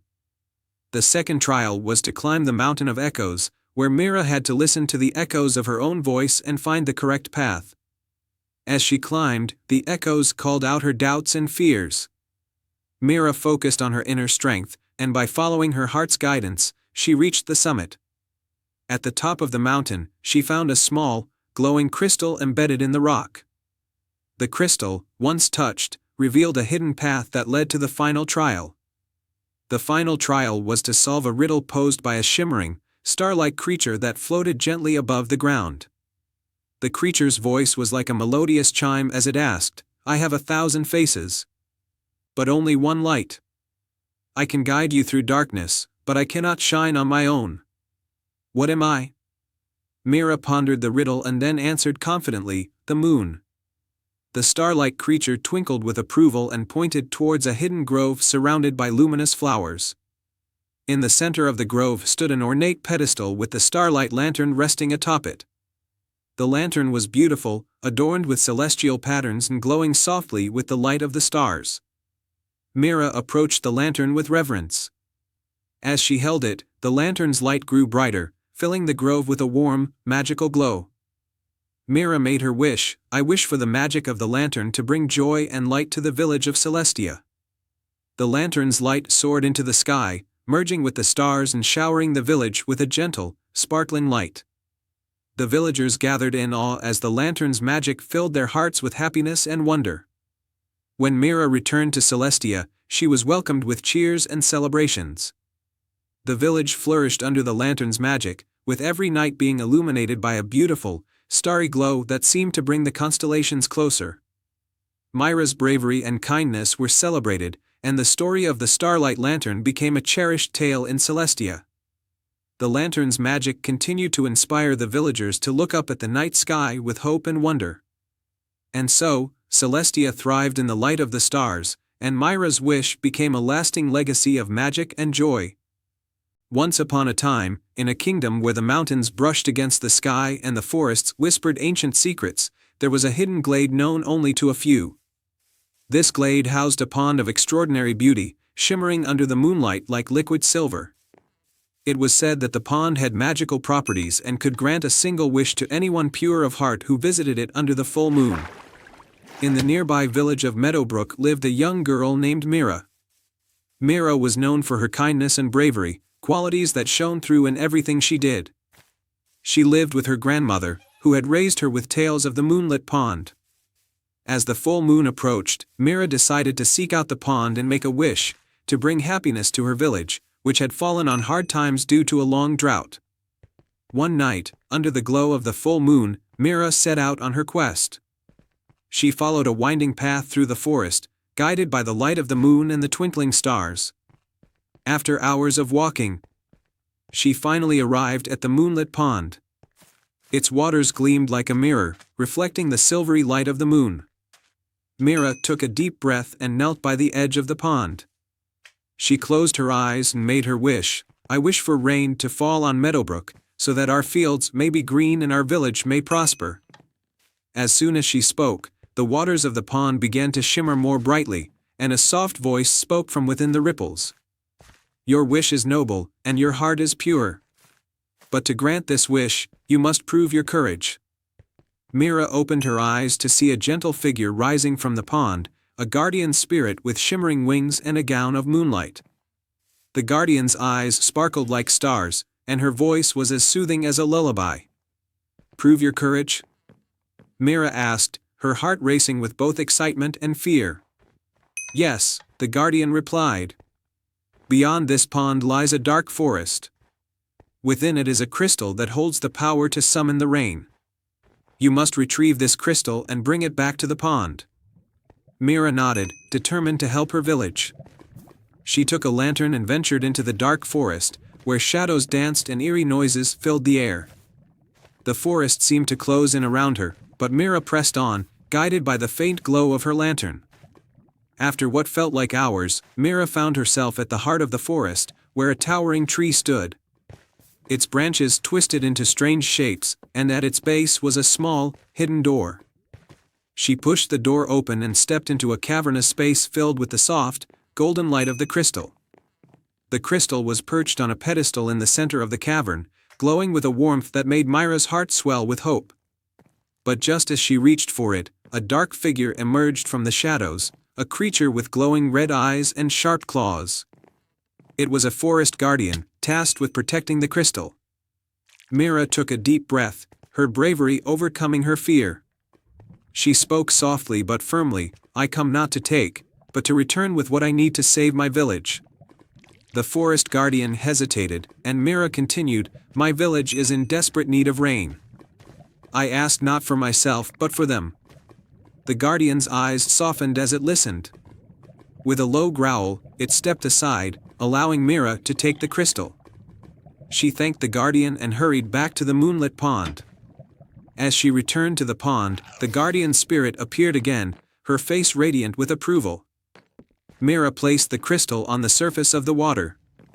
Instantly, the pond began to bubble, and a gentle rain began to fall, spreading across the sky and soaking the dry earth of Meadowbrook. Mira returned home to find her village transformed. The fields were green, the wells were full, and the people were joyous. Mira's heart swelled with pride and happiness. She knew her village would thrive once more, and it was all thanks to the magic of the moonlit pond and her own bravery. And so, under the soft glow of the moon, Mira's wish had come true. The village of Meadowbrook flourished, and Mira became a legend. Known for her courage and kindness. The moonlit pond continued to shimmer under the night sky, a beacon of hope and magic for all who believed in its wonders. Once upon a time, in a village nestled between rolling green hills and whispering woods, lived a kind-hearted young girl named Lila. She had a special gift, an enchanted flute passed down through her family for generations. Whenever Lila played, the melodies had the power to calm storms, heal broken hearts, and bring joy to even the saddest soul. One crisp autumn morning, as the sun's first rays painted the sky with gold, Lila noticed something strange. The village's usual bustle was replaced by an eerie silence. The villagers were nowhere to be seen, and a thick fog had settled over the land. Concerned, Lila picked up her flute and set out to discover what had happened. As she ventured into the forest, she saw the fog thickening and heard distant, haunting whispers. Her heart raced, but she bravely pressed on, guided by the shimmering light of her flute. She arrived at a clearing where a great oak tree stood, a tree that was rumored to be the heart of the forest. Under the tree, Lila discovered a large, golden key embedded in the earth. Around the key danced shadowy figures, who seemed to be trapped. Realizing that the key was important, Lila played a gentle tune on her flute. The notes floated through the air, calming the shadows and revealing their true forms, enchanted woodland creatures. The creatures told Lila that a wicked sorceress named Morgana had cast a spell to trap the villagers and seize the magical powers of the forest for herself. The sorceress had hidden the key to the spell's binding chest, which was the only way to break the enchantment. Without it, the village would remain in darkness forever. Determined to save her home, Lila asked the woodland creatures for help. They led her to an ancient cave where Morgana's magic was the strongest. Inside, she found the chest, adorned with intricate runes and locked tight. The golden key, however, fit perfectly. With a deep breath, Lila played a powerful melody that resonated with the key's magic. The chest opened, and a burst of light filled the cave. The spell was lifted, and the fog began to dissipate. The villagers emerged from their hiding places, joyfully reunited with their loved ones. But Morgana was not finished. Enraged, she appeared before Lila, her eyes blazing with fury. "You may have freed the villagers," Morgana sneered, "but you will never stop my quest for power." Lila, though frightened, stood her ground. "Magic is meant to bring happiness and help others," she said. "It is not for selfish desires." As Morgana prepared to cast her spell, Lila played a soothing tune on her flute. The melody was so pure and calming that Morgana's rage began to wane. The sorceress's dark magic faltered, and the enchantments she had cast were undone. With one final, sorrowful note, Lila's music filled the cave, and Morgana's heart softened. The sorceress, touched by the beauty of the music and the truth in Lila's words, realized the error of her ways. "I have been blinded by my own ambition," Morgana confessed. "I see now that true power lies not in control, but in kindness and understanding." From that day forward, Morgana used her magic to assist and heal, becoming a guardian of the forest rather than its foe. The village thrived once more, and Lila's enchanted melodies became legendary, bringing peace and joy wherever they were heard. And so, in a world where magic and kindness flourished, the tale of Lila and the enchanted melody was told for generations, reminding everyone that even the darkest times could be brightened by a pure heart and a sweet song. And they all lived happily ever after. Once upon a time, in a charming village nestled between rolling hills and whispering forests, there was a quaint marketplace known for its vibrant stalls and cheerful vendors. The villagers were friendly and kind, but they had always spoken in hushed tones about an old, mysterious lantern that hung in the village square. It was said to be enchanted and possessed a power beyond imagination. The lantern was adorned with intricate patterns of silver and gold, and its soft glow provided warmth and light even on the darkest of nights. Despite its beauty, the lantern had not been lit for many years, and the villagers had long forgotten its true magic. Only one person remained fascinated by the lantern, a curious young girl named Lena. Lena was known for her boundless curiosity and adventurous spirit. She often wondered about the stories and secrets behind the lantern. Her grandmother had told her stories of how the lantern could grant a single wish to someone with a pure heart. Lena's wish was simple: she wanted to bring joy and prosperity to her village, which had recently faced difficult times due to a harsh winter and poor harvests. One brisk winter evening, Lena decided to uncover the lantern's secrets. With a small lantern of her own and a heart full of hope, she ventured into the village square. The old lantern hung high on a wrought iron post, its light dim but still enchanting. Lena approached it and gently touched its ornate surface. As Lena touched the lantern, it began to shimmer and glow more brightly. She was astonished as a soft, melodious voice echoed from within the lantern. "Welcome, Lena. You have come with a heart full of kindness. To awaken the lantern's magic, you must undertake a journey to retrieve 3 special items. Only then will you be able to make your wish." Excited and determined, Lena listened as the voice provided her with clues to find the items. The first clue led her to the edge of the village, where a serene pond lay hidden among the trees. At the pond's center was a small island with a single golden lily. The lily was said to have the power of renewal. Lena waded into the pond, carefully making her way to the island. The golden lily shone brightly under the moonlight, and Lena gently picked it, feeling its warmth and vitality. With the lily secured in her basket, she set off for the next destination. The second clue took her to the heart of the whispering forest, where an ancient oak tree stood tall and wise. At the base of the tree was a hidden hollow, inside which lay a crystal vial filled with moonlight. The vial was known for its clarity and the ability to reveal hidden truths. As Lena approached the oak tree, the leaves rustled softly, and the hollow revealed itself. She carefully retrieved the vial, its contents sparkling with ethereal light. With 2 of the 3 items in hand, Lena continued on her journey, guided by the lantern's voice. The final clue led her to a mountain peak that overlooked the entire valley. On the peak stood a large, silver bell. The bell was said to hold the sound of hope and courage. To retrieve it, Lena needed to ring the bell with a melody of her own. With determination, Lena climbed the peak and stood before the bell. She took a deep breath and sang a song of hope and renewal, her voice echoing through the crisp mountain air. As she sang, the bell rang with a clear, resonant tone that filled her heart with joy. The bell seemed to respond to her melody, and Lena carefully removed it, feeling its comforting weight. Returning to the village square with the 3 items, the golden lily, the crystal vial, and the silver bell, Lena approached the lantern. She placed the items before it, and the lantern began to glow more brightly than ever before. The soft, melodious voice spoke again.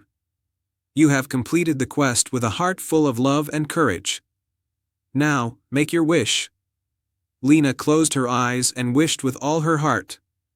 "I wish for my village to be filled with joy and prosperity, for every heart to be light and every home to be warm."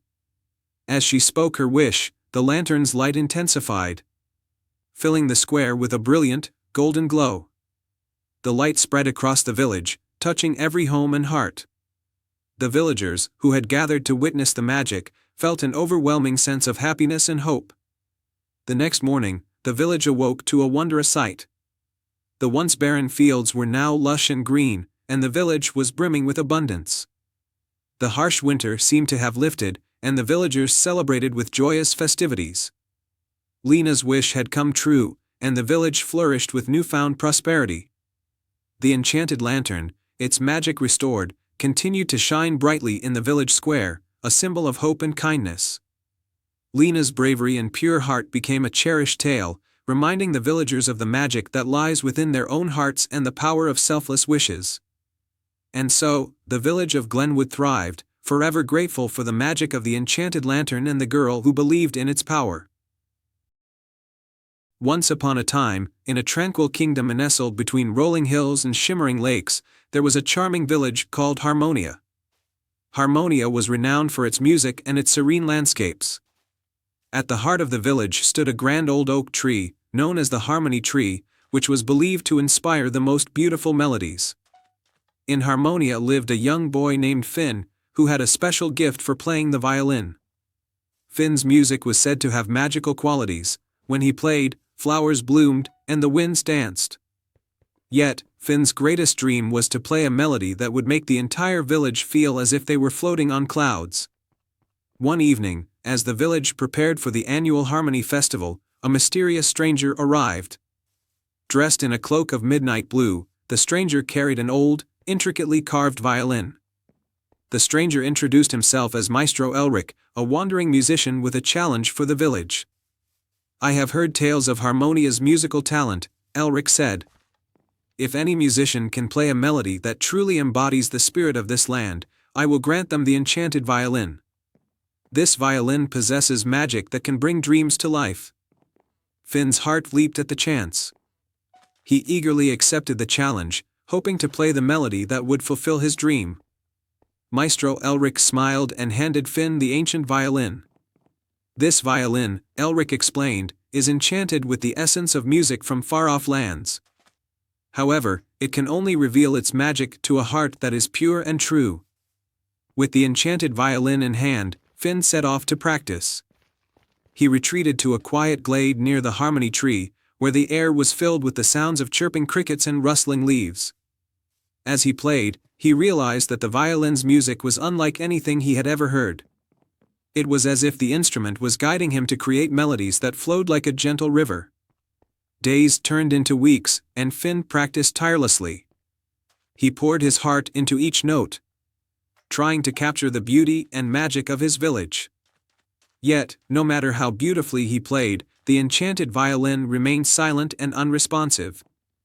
One night, as Finn sat beneath the Harmony tree, feeling disheartened, he noticed a small, glowing figure fluttering nearby. It was a tiny fairy with shimmering wings, who introduced herself as Lyra. "I've been watching you," Lyra said softly. "Your music is beautiful, but the enchanted violin's magic is not just about skill. It's about the heart behind the music." Finn was puzzled. "What do you mean?" Lyra smiled gently. "The violin responds to emotions and the spirit of the music. You must play with love, joy, and the true essence of what you wish to convey." Taking Lyra's advice to heart, Finn decided to play not just for himself but for the entire village. He thought of his friends, family, and the beauty of Harmonia. He envisioned the joy and harmony that his music could bring to everyone around him. With renewed determination, Finn returned to the glade and began to play. This time, he didn't focus on perfecting each note. Instead, he allowed his heart to guide him, playing with an open spirit and a deep sense of connection to the world around him. The melody he created was a reflection of his love for his village and his desire to bring happiness to everyone. As Finn played, something magical happened. The enchanted violin glowed with a soft, golden light, and the music seemed to take on a life of its own. The air shimmered with enchantment, and the Harmony tree began to sparkle with a celestial glow.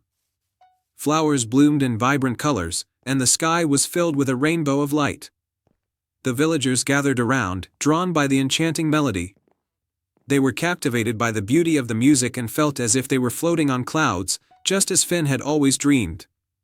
The entire village was filled with joy, and the magic of the enchanted violin spread throughout Harmonia. When the final note of Finn's melody faded, Maestro Elric appeared once more. His eyes sparkled with approval as he approached Finn. "You have played with a heart full of love and spirit. The enchanted violin's magic is now yours to cherish." Finn accepted the violin with gratitude and a deep sense of fulfillment. The enchanted violin became a treasured part of his life, and he continued to play melodies that brought joy and magic to Harmonia. The Harmony tree stood as a beacon of the village's unity and happiness, and Finn's music was a testament to the power of playing from the heart. And so, in the kingdom of Harmonia, the magic of music continued to weave its spell, bringing dreams to life and filling the land with harmony and delight. And they all lived happily ever after. Once upon a time, in a peaceful village named Glimmerwood, nestled at the edge of a vast, enchanted forest, lived a young boy named Finn. The village was known for its friendly people, vibrant festivals, and the enchanting songs of birds that filled the air each morning. Glimmerwood's most cherished legend was that of the Silver Feather, a magical artifact said to grant one wish to its finder. The feather had been lost for generations, and its magic had faded into myth. Finn, an adventurous and kind-hearted boy, loved listening to the elders' tales about the Silver Feather. He often dreamed of finding it and bringing joy to his village. One spring morning, as he was exploring the edge of the forest, Finn stumbled upon an old, tattered map hidden inside a hollow tree. The map had peculiar symbols and a note that read, "Follow the path of the morning sun to find the silver feather." Excited by his discovery, Finn decided to embark on a quest to find the legendary feather. He packed a small bag with food, a water bottle, and a lantern, and set out at dawn, following the path the sun painted through the forest. The first place the map led him to was a serene glade where an ancient oak tree stood. Beneath the tree, a wise old turtle named Taran rested. "Hello, young traveler," Taran greeted Finn with a warm smile. "I see you seek the silver feather. To proceed, you must solve my riddle. I am not alive, but I grow. I don't have lungs, but I need air. I don't have a mouth, and I can drown. What am I?" Finn thought for a moment and then answered, "Fire." Taran nodded approvingly and pointed Finn towards a hidden path that wound deeper into the forest. "Follow this path to the next guardian," he advised. Finn walked along the path and soon found himself at the edge of a sparkling brook. There, a beautiful fish named Luna leaped from the water to greet him. To cross the brook, Luna said, "You must prove your kindness. There is a family of otters downstream who have lost their way. Help them find their den, and I will guide you further." Finn followed the brook until he found the otters, looking lost and worried. He gently guided them back to their den, ensuring they were safe. Luna, pleased with Finn's kindness, revealed a stepping stone path across the brook. As Finn crossed the brook, he entered a mystical grove filled with flowers that glowed with an ethereal light. At the center of the grove was a graceful deer named Seraphina, the final guardian. To find the silver feather, Seraphina said, "You must show your bravery. Beyond this grove lies the Cave of Whispers, where the feather is hidden. The cave is filled with shadows and illusions that test one's courage. Use this crystal to light your way and stay true to your heart." Finn took the glowing crystal from Seraphina and thanked her. With a deep breath, he entered the Cave of Whispers. Inside, the air was cool and filled with soft, eerie whispers. Shadows danced along the walls, creating shapes that tried to scare him. But Finn held the crystal high, its light piercing through the darkness, and he walked forward with determination. At the heart of the cave, Finn found a pedestal upon which lay the silver feather, gleaming in the crystal's light. He gently picked up the feather, feeling its magic course through him. With the feather in hand, he made his way back to Glimmerwood. The villagers were astonished and overjoyed, and Finn returned with the silver feather.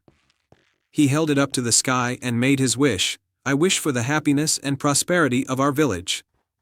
A brilliant light enveloped the village, and the silver feather's magic restored the joy and prosperity of Glimmerwood.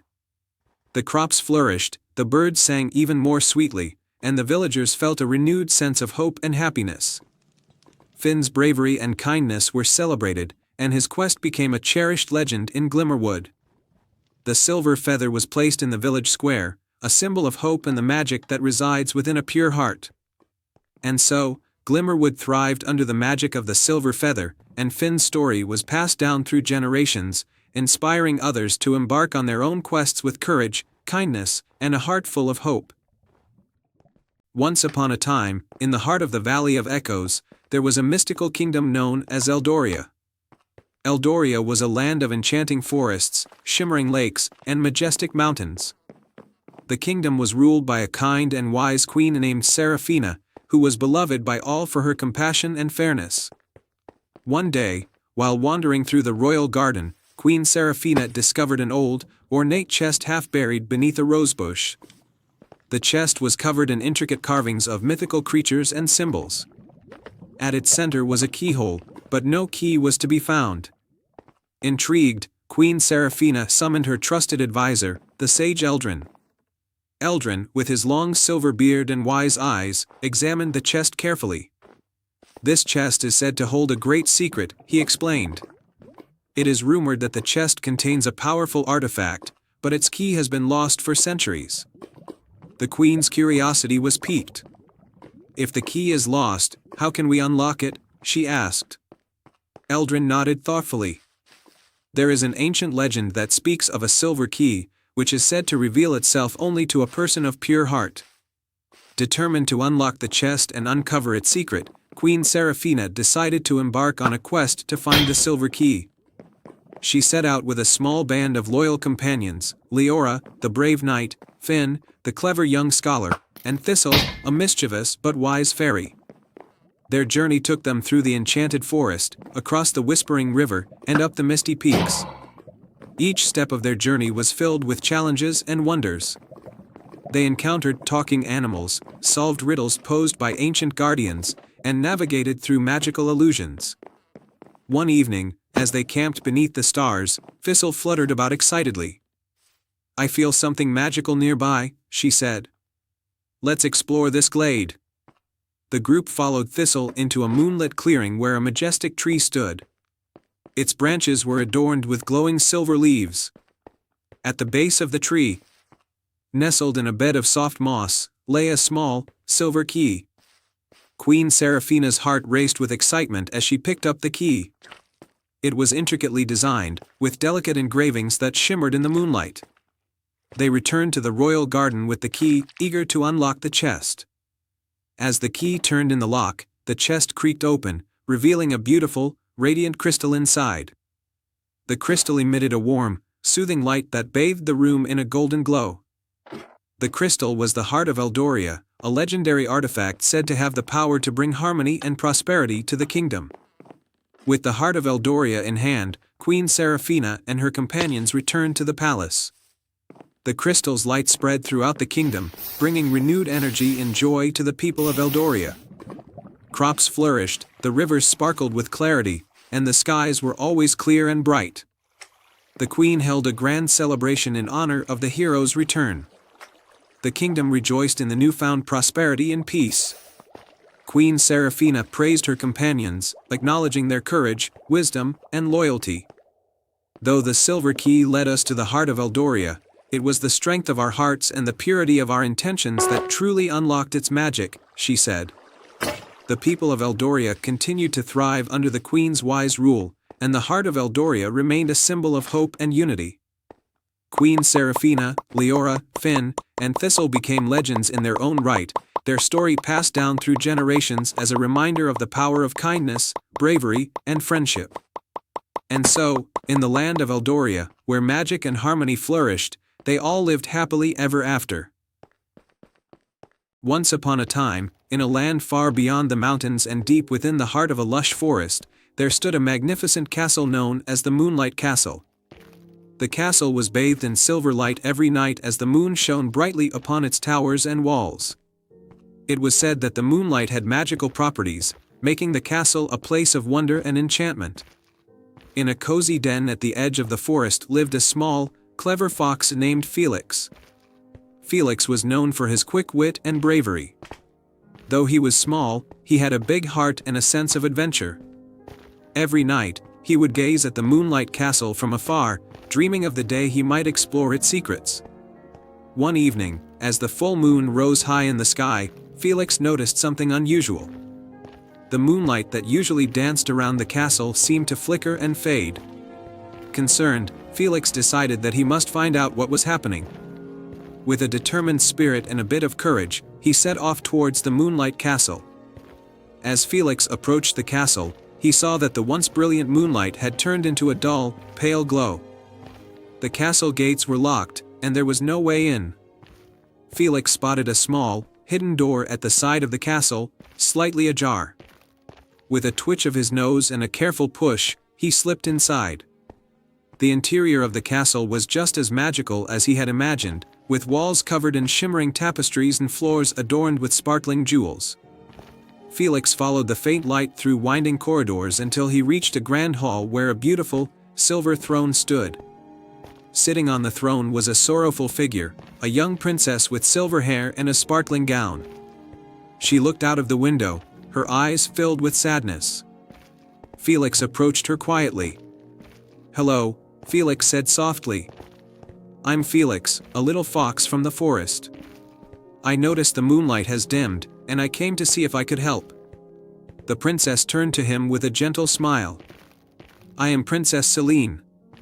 The moonlight is fading because my magic, which keeps the castle bright, is weakening. To restore it, I need 3 magical ingredients: a tear from the moon, a feather from the phoenix, and a drop of stardust." Felix's eyes sparkled with determination. "I will find these ingredients for you, Princess Celine." Princess Celine gave Felix a tiny crystal vial. "This will help you gather the ingredients. The first place you should go is the Moonlit Lake, where the moon's tear can be found." Felix thanked the princess and hurried to the Moonlit Lake. The lake was serene, with the moon's reflection casting a silver glow. At the center of the lake, a beautiful tear-shaped gem floated on the water's surface. Just as Felix was about to reach for it, a large, shimmering fish jumped out of the water and spoke. "To take the tear, you must answer my riddle. What has keys but cannot open locks, and has space but no room?" Felix thought for a moment and then replied confidently, "A piano." The fish nodded approvingly and allowed Felix to take the tear. With the first ingredient secured, Felix continued his journey. Following the directions, Felix found himself in a dense, fiery forest. The air was warm, and the trees glowed with an orange light. He spotted a phoenix perched high on a branch, its feathers radiant and fiery. "Hello, Phoenix," Felix called up. "I need one of your feathers to help restore the moonlight." The phoenix flapped its magnificent wings and descended gracefully. "To earn my feather," the phoenix said, "you must show true bravery. Save one of my eggs that has fallen from the nest." Felix spotted the fallen egg among the fiery underbrush. With great care, he picked it up and returned it to the nest. The phoenix, impressed by Felix's bravery, gave him a shimmering feather. With the second ingredient in his possession, Felix ventured to the last location, the Stardust Meadow. The meadow was filled with sparkling lights floating through the air. Felix carefully collected a drop of stardust into the crystal vial. Returning to the Moonlight Castle, Felix presented the 3 ingredients to Princess Celine. She placed them together on the throne, and a brilliant light enveloped the castle. The moonlight returned, brighter and more beautiful than ever before. Princess Celine smiled gratefully at Felix. "You have done a great deed, Felix. You have restored the magic of the Moonlight Castle. Your bravery and kindness will always be remembered." Felix felt a warm glow of happiness. As a token of her appreciation, Princess Celine gave Felix a small, magical moonstone. "This will light your way in the darkest of times." Felix returned to his cozy den with the moonstone, feeling proud of his adventure. The forest seemed even more magical under the renewed moonlight, and Felix knew that he had made a difference. And so, the Moonlight Castle remained a beacon of enchantment, and Felix, the brave little fox, was celebrated as a hero in the kingdom. The stars twinkled brightly every night, and Felix lived happily ever after, always ready for his next adventure. Once upon a time, in a charming village called Sweetwood, there lived a young baker named Ella. She was known for her delightful pastries and warm smile, which brought joy to everyone who visited her bakery. Ella's most prized possession was her grandmother's old oven, a beautiful, ornate piece that was said to have a touch of magic. One day, as Ella was preparing her famous cinnamon rolls, she noticed something unusual. The oven door had a faint, golden glow around it. Curious, she opened the door and found a scroll inside. The scroll was inscribed with elegant writing that read, "To the one who discovers this scroll, a great adventure awaits. The enchanted oven holds the key to a magical kingdom in need of your help. Follow the instructions to uncover the portal and embark on a quest to save the land of Pastreria." Ella's heart raced with excitement. She carefully followed the instructions, which involved mixing a special blend of flour, sugar, and enchanted cinnamon. As she placed the mixture into the oven and closed the door, the golden glow intensified, enveloping the entire kitchen in a warm light. When the light faded, Ella found herself standing at the edge of a beautiful, unfamiliar land. This was Pastreria, a kingdom where everything was made of delicious pastries, from the rolling hills of croissants to the towering mountains of muffins. The air was filled with the sweet scent of baked goods, and the ground beneath Ella's feet was soft like a sponge cake. Ella was greeted by a friendly gingerbread man named Jingy. He explained that Pastreria was in trouble. The kingdom's magic was slowly fading because the enchanted flower of life, which kept everything fresh and lively, had been stolen by the wicked sugar witch, Melina. Without the flower of life, Pastriria would crumble and fade away. Determined to help, Ella set off with Ginny to find the sugar witch's lair and retrieve the flower of life. Along the way, they encountered various challenges. First, they had to cross the molasses marsh, a sticky, treacherous place where the ground threatened to trap them with every step. Using her baking skills, Ella crafted a bridge from sturdy baguettes, allowing them to safely cross. Next, they entered the forest of forgotten recipes, where ancient, forgotten desserts roamed freely. Here, they met a wise old pie named Mr. Krusty, who offered them a clue to Melina's lair: seek the tallest cake in the land, and there you shall find the sugar witch's hand. Following Mr. Krusty's advice, they journeyed to the Cake Mountain, a towering confection covered in icing and sprinkles. As they climbed, the air grew colder, and the frosting became slippery. But Ella's determination never wavered, and with Ginny's encouragement, they reached the summit. At the top of Cake Mountain, they found Melina's dark chocolate castle, guarded by an army of sour gummy bears. Ella and Ginny devised a clever plan. They used the enchanted cinnamon to create a fragrant distraction, luring the gummy bears away from their posts with its irresistible aroma. Sneaking into the castle, they found Melina in her grand kitchen, gloating over the stolen flower of life. With quick thinking and a sprinkle of enchanted cinnamon, Ella managed to disarm Melina and retrieve the precious flower. The sugar witch, realizing she had been defeated, vanished in a puff of sugar dust, vowing to return one day. With the flower of life safely in their hands, Ella and Ginny returned to the heart of Pastriria. They spread the flower across the land, restoring its magic and vibrancy. The rolling hills of croissants fluffed up once more, the muffin mountains regained their grandeur, and the sweet scent of pastries filled the air again. The people of Pastriria celebrated their heroes with a grand feast, presenting Ella with a golden rolling pin as a symbol of their gratitude. Ginny, too, was honored for his bravery and friendship. Ella knew it was time to return to Sweetwood, but she promised to visit Pastriria whenever the kingdom needed her. Back in her bakery, Ella found the enchanted oven glowing warmly, as if thanking her for her bravery. From that day on, her pastries were even more delightful, infused with the magic of Pastriria. The villagers of Sweetwood often gathered to hear Ella's tales of adventure, and her bakery became a place of wonder and joy. And so, Ella lived happily, baking her heart out and knowing that she had saved a magical kingdom. The story of the brave little baker and the enchanted oven was passed down through generations, reminding everyone that even the smallest acts of courage and kindness could lead to the sweetest of adventures. The end. Once upon a time, in the charming village of Elder Tree, nestled between emerald hills and a sparkling river, there was a legend about an enchanted orchard hidden deep in the Whispering Woods. The orchard was said to be a place of magic and wonder, where the fruit on the trees could grant extraordinary gifts. However, it was also said that only those with a pure heart and noble intentions could find it. The village was home to a young girl named Aria, known for her kindness and boundless curiosity.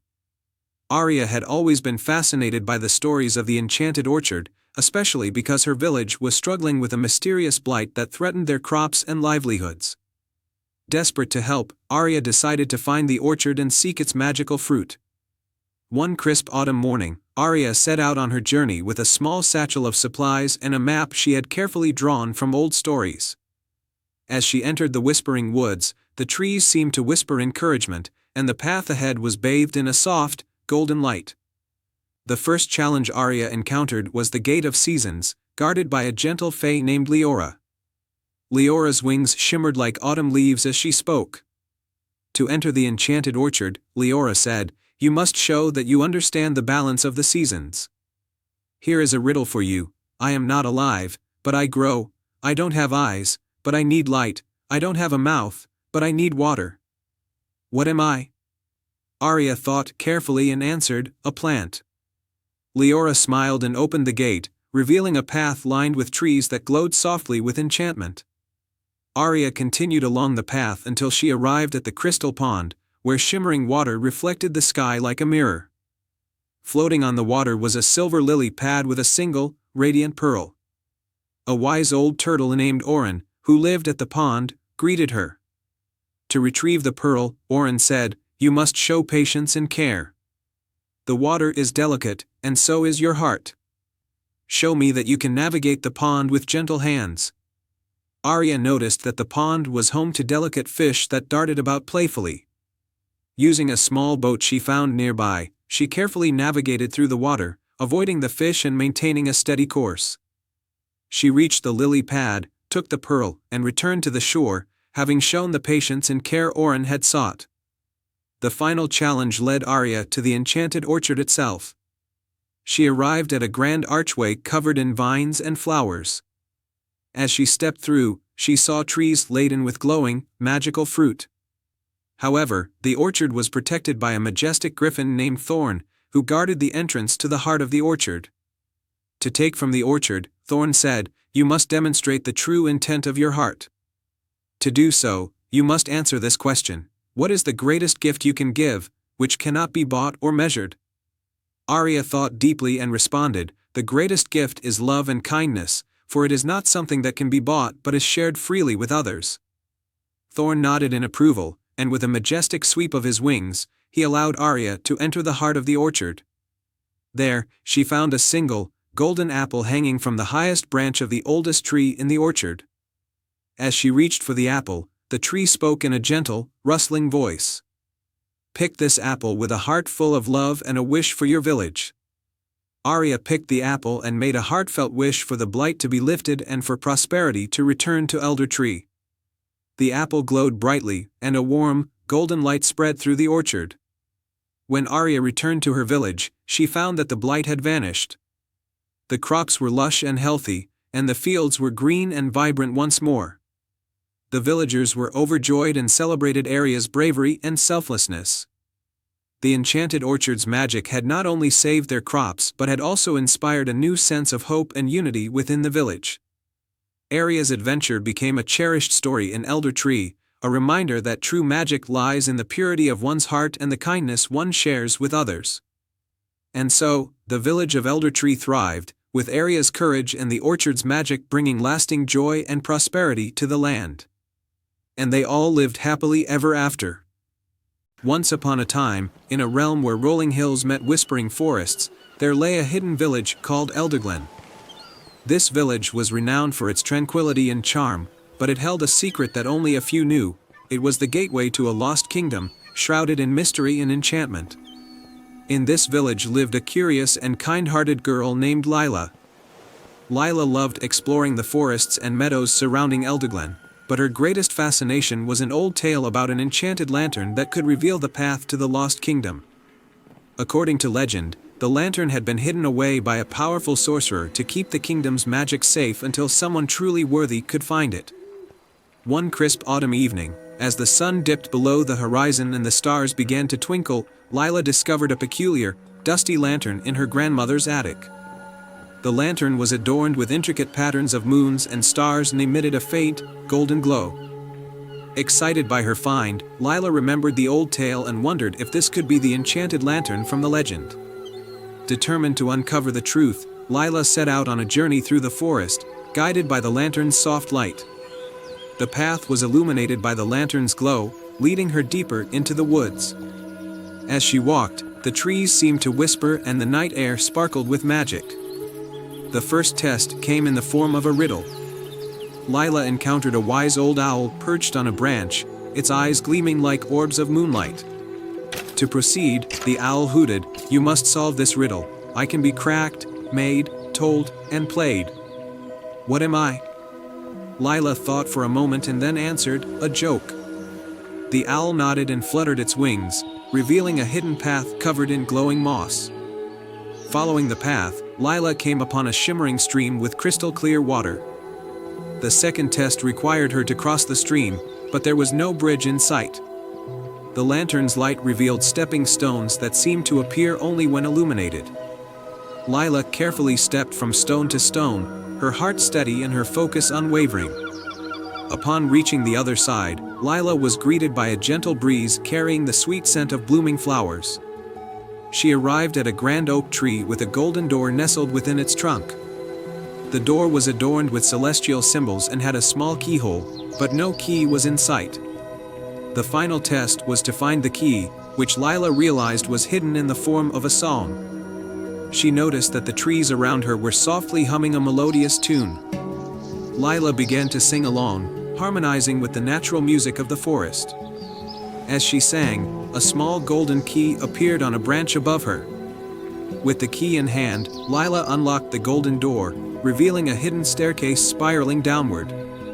The stairs led to a magnificent underground cavern, sparkling with crystals and glowing with an otherworldly light. At the center of the cavern stood a grand throne room, and on a pedestal in the center of the room rested a shimmering crown, the symbol of the Lost Kingdom. As Lila approached the pedestal, the air around her filled with a gentle, warm light. The crown began to glow and, in a magical moment, the throne room transformed into a breathtakingly beautiful kingdom, filled with enchanting landscapes and bustling with happy, magical creatures. The Lost Kingdom had been under a spell, hidden from the world until someone pure of heart and courageous could restore its magic. Lila's bravery and kindness had awakened the kingdom's magic, and she was welcomed with joy and celebration. The kingdom's ruler, a wise and benevolent queen, thanked Lila for her courage and selflessness. "You have restored our land and brought back the magic we had lost," the queen said. "You are now a cherished friend of our kingdom." Lila spent a few days exploring the magical realm, learning about its wonders and making new friends. When it was time to return to Elderglen, the queen gifted Lila a small, enchanted lantern, similar to the one she had found but even more radiant. "This lantern will guide you in times of need and remind you of the magic you've restored." Returning to Elderglen, Lila was greeted with awe and admiration from the villagers. She shared the story of her adventure, and the village celebrated the restoration of the Lost Kingdom with a grand festival. The enchanted lantern became a symbol of hope and adventure, and Lila's bravery became a cherished story passed down through generations. And so, Elderglen thrived under the light of the enchanted lantern, with the memory of the Lost Kingdom forever woven into its history. The village continued to be a place of wonder and magic, thanks to the courageous heart of a young girl who followed her dreams. The enchanted orchard. Once upon a time, in a quaint kingdom nestled between emerald hills and sparkling rivers, there was a mystical orchard known as the Enchanted Orchard. This orchard was renowned for its magical fruits, which were said to have the power to grant one wish to someone with a pure heart and noble intentions. However, the orchard was hidden deep within an ancient forest and could only be found by those who truly needed its magic. In a small, humble village at the edge of the forest lived a young girl named Lila. Lila was known for her kindness and selflessness. She spent her days helping her family and neighbors, tending to the village's gardens, and caring for the sick. Despite her generosity, Lila and her village were suffering from a terrible blight that had ruined their crops and left them in dire need of food. One day, as Lila was tending the village garden, she overheard a group of travelers talking about the enchanted orchard. They spoke of its magical fruits and the wonders it could bring. Determined to help her village, Lila decided she would venture into the forest to find the orchard and use its magic to save her home. The journey begins early the next morning. Lila packed a small satchel with bread, a flask of water, and a warm cloak. She set off into the ancient forest, guided only by the whispers of the wind and the stories she had heard. The forest was dense and mysterious, with towering trees and winding paths. As she journeyed deeper into the forest, Lila encountered a wise old owl perched on a gnarled tree branch. The owl looked at her with piercing eyes and said, "To find the enchanted orchard, you must first solve my riddle. I have branches but no fruit, no trunk but plenty of leaves. What am I?" Lila pondered for a moment and then answered, "A book." The owl hooted in approval and flapped its wings, revealing a hidden path illuminated by a soft, silver glow. Lila followed the path, her heart filled with hope. The mysterious glade. The path led Lila to a serene glade where the trees were adorned with glowing fireflies. In the center of the glade was a gently bubbling spring, and beside it stood a graceful deer. The deer spoke softly. "To continue, you must solve this riddle. What has cities, but no houses, mountains, but no trees, and water, but no fish?" Lila thought carefully and then answered, "A map." The deer nodded and stepped aside, revealing a shimmering bridge that spanned across the spring. Lila crossed the bridge and continued her journey. The enchanted orchard. The bridge led Lila to a hidden grove bathed in golden light. In the center of the grove stood the enchanted orchard, its trees laden with glowing fruits of every color imaginable. The air was filled with a sweet, intoxicating fragrance. Lila approached the orchard and saw a large, ancient tree in the middle, with a single, magnificent fruit hanging from its branches. The tree spoke in a deep, melodic voice. To receive the magic of the enchanted orchard, you must make a wish with a heart full of love and selflessness. What you wish for should benefit others. Lila took a deep breath and made her wish. I wish for my village to be blessed with abundant crops and to have enough food for everyone, so that no one has to go hungry. As she spoke, the magnificent fruit began to glow even brighter, and a gentle breeze carried its magic back to Lila's village. The light spread across the forest, flowing into the fields and gardens of her home. The return to the village. When Lila returned to her village, she was greeted with astonished joy. The once barren fields were now lush and green, the crops were thriving, and there was plenty of food for everyone. The village celebrated with a grand feast, and the people were filled with gratitude for Lila's bravery and kindness. The magic of the enchanted orchard had transformed the village, bringing prosperity and happiness to all. Lila was honored as a hero, and her story became a cherished legend, passed down through generations as a reminder of the power of selflessness and the magic that lies within a kind heart. And so, Lila's village continued to thrive, forever blessed by the magic of the enchanted orchard and the loving heart of one extraordinary young girl. Once upon a time, in a serene kingdom surrounded by rolling hills and sparkling rivers, there lay a hidden garden known only to a few. This was no ordinary garden, it was an enchanted garden, said to be blessed with magical flowers that could grant one true wish to anyone who tended them with love and care. In the neighboring village of Meadowbrook, lived a humble young woman named Elara. Elara was known throughout the village for her kindness and her love of gardening. Her small garden was filled with vibrant flowers and lush vegetables, and she often shared the fruits of her labor with her neighbors. Despite her happiness in her simple life, Elara longed to do more to help those in need. One day, while tending to her garden, Elara overheard a group of villagers talking about the legend of the enchanted garden. They spoke of its beauty and its mysterious, magical properties. Elara's heart was filled with a new hope. She wished she could find this hidden garden and use its magic to make a difference in the lives of her village. With a determined spirit, Elara set out on a journey to find the enchanted garden. She followed the clues from old legends and ancient maps, crossing babbling brooks and wandering through dense forests. The journey was long and challenging, but Elara's love for her village and her desire to help kept her going. After several days of travel, Elara arrived at the edge of a dense, misty forest. As she ventured deeper, the mist began to clear, revealing a breathtaking sight.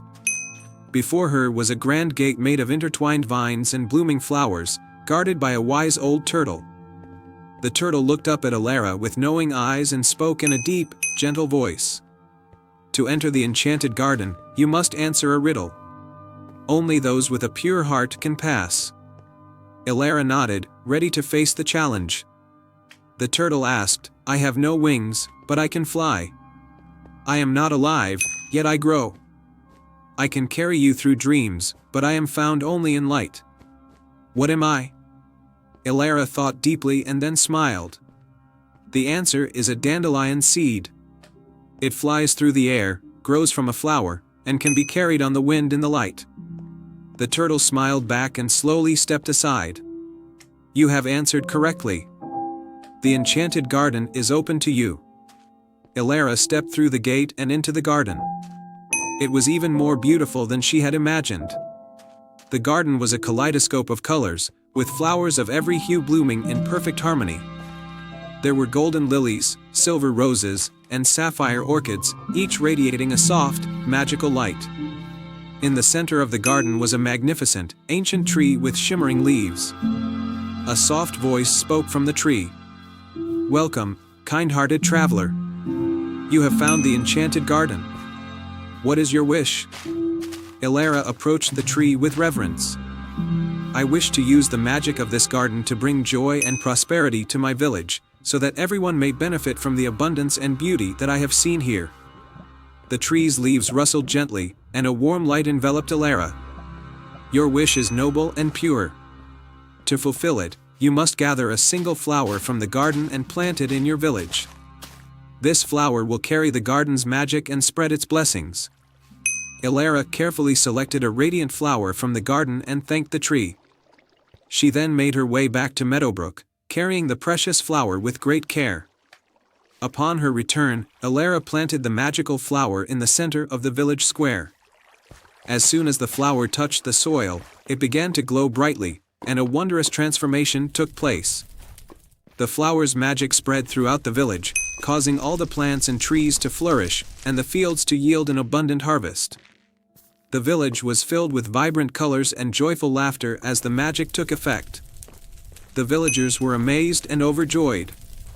They celebrated Elara's return and the incredible changes that had come to their home. With the enchanted garden's magic, the village thrived, and the people were happier than ever before.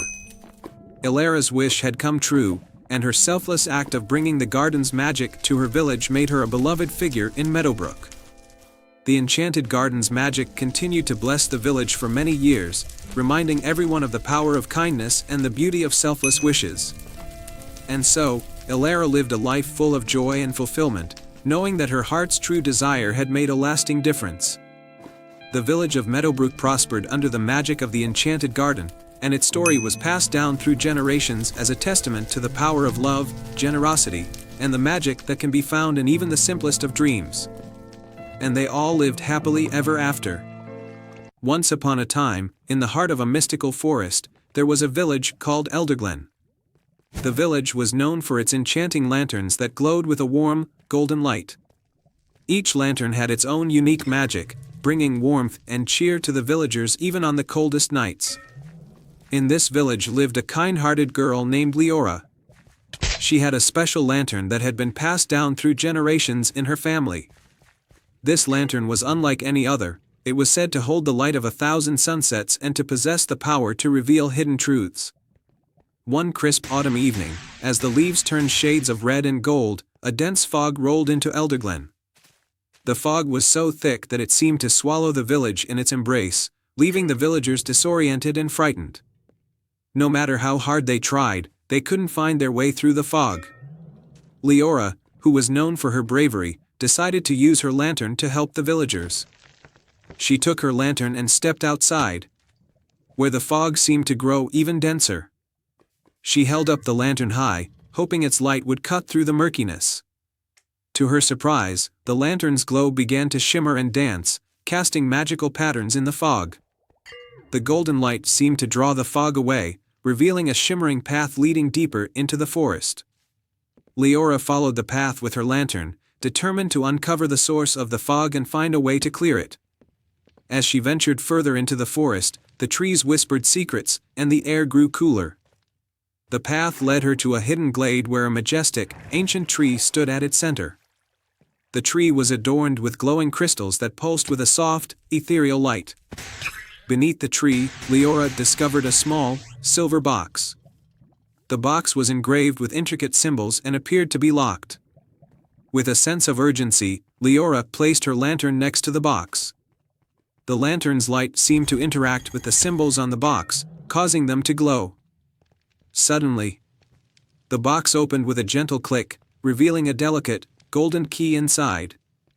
The key was intricately designed, with a heart-shaped handle and a shimmering blade. Leora took the key and looked around, sensing that it was meant for something important.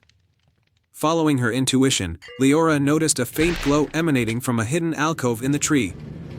She approached and found a small door nestled within the tree trunk. With a deep breath, she used the golden key to unlock the door. As it swung open, a burst of bright light filled the glade. The light revealed a magnificent fairy queen with wings that sparkled like the night sky. She hovered gracefully before Leora and spoke in a voice as soft as a summer breeze. "Thank you, brave Leora, for finding the key and unlocking the magic of the ancient tree." The fog that enveloped Elderglen was a spell cast by a forgotten enchantress, who wished to test the hearts of those who would seek to help others. The Fairy Queen explained that the enchantress had once been a guardian of the forest but had been forgotten over time. Her spell was intended to find someone with a pure heart who could restore balance to the forest and the village. Leora listened with awe as the Fairy Queen continued. "You have proven your bravery and kindness, Leora. By unlocking the tree and restoring the magic, you have broken the enchantress's spell. The fog will lift from Elderglen, and the village will be safe once more."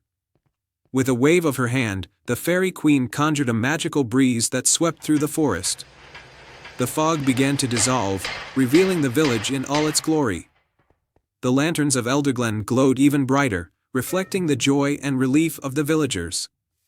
Leora returned to the village with her lantern, greeted by cheers and gratitude from her fellow villagers. They celebrated her bravery and the magical lantern that had guided her through the fog. The Fairy Queen appeared one last time to thank Leora personally. "Your lantern will always hold a special place in the heart of the forest. Its light will continue to guide and protect those who seek to bring kindness and help to others." From that day on, Leora's lantern became a symbol of hope and courage in Elderglen. The village thrived, and the lanterns continued to shine brightly, reminding everyone of the magic that lies in a heart willing to help and the importance of bravery in the face of challenges.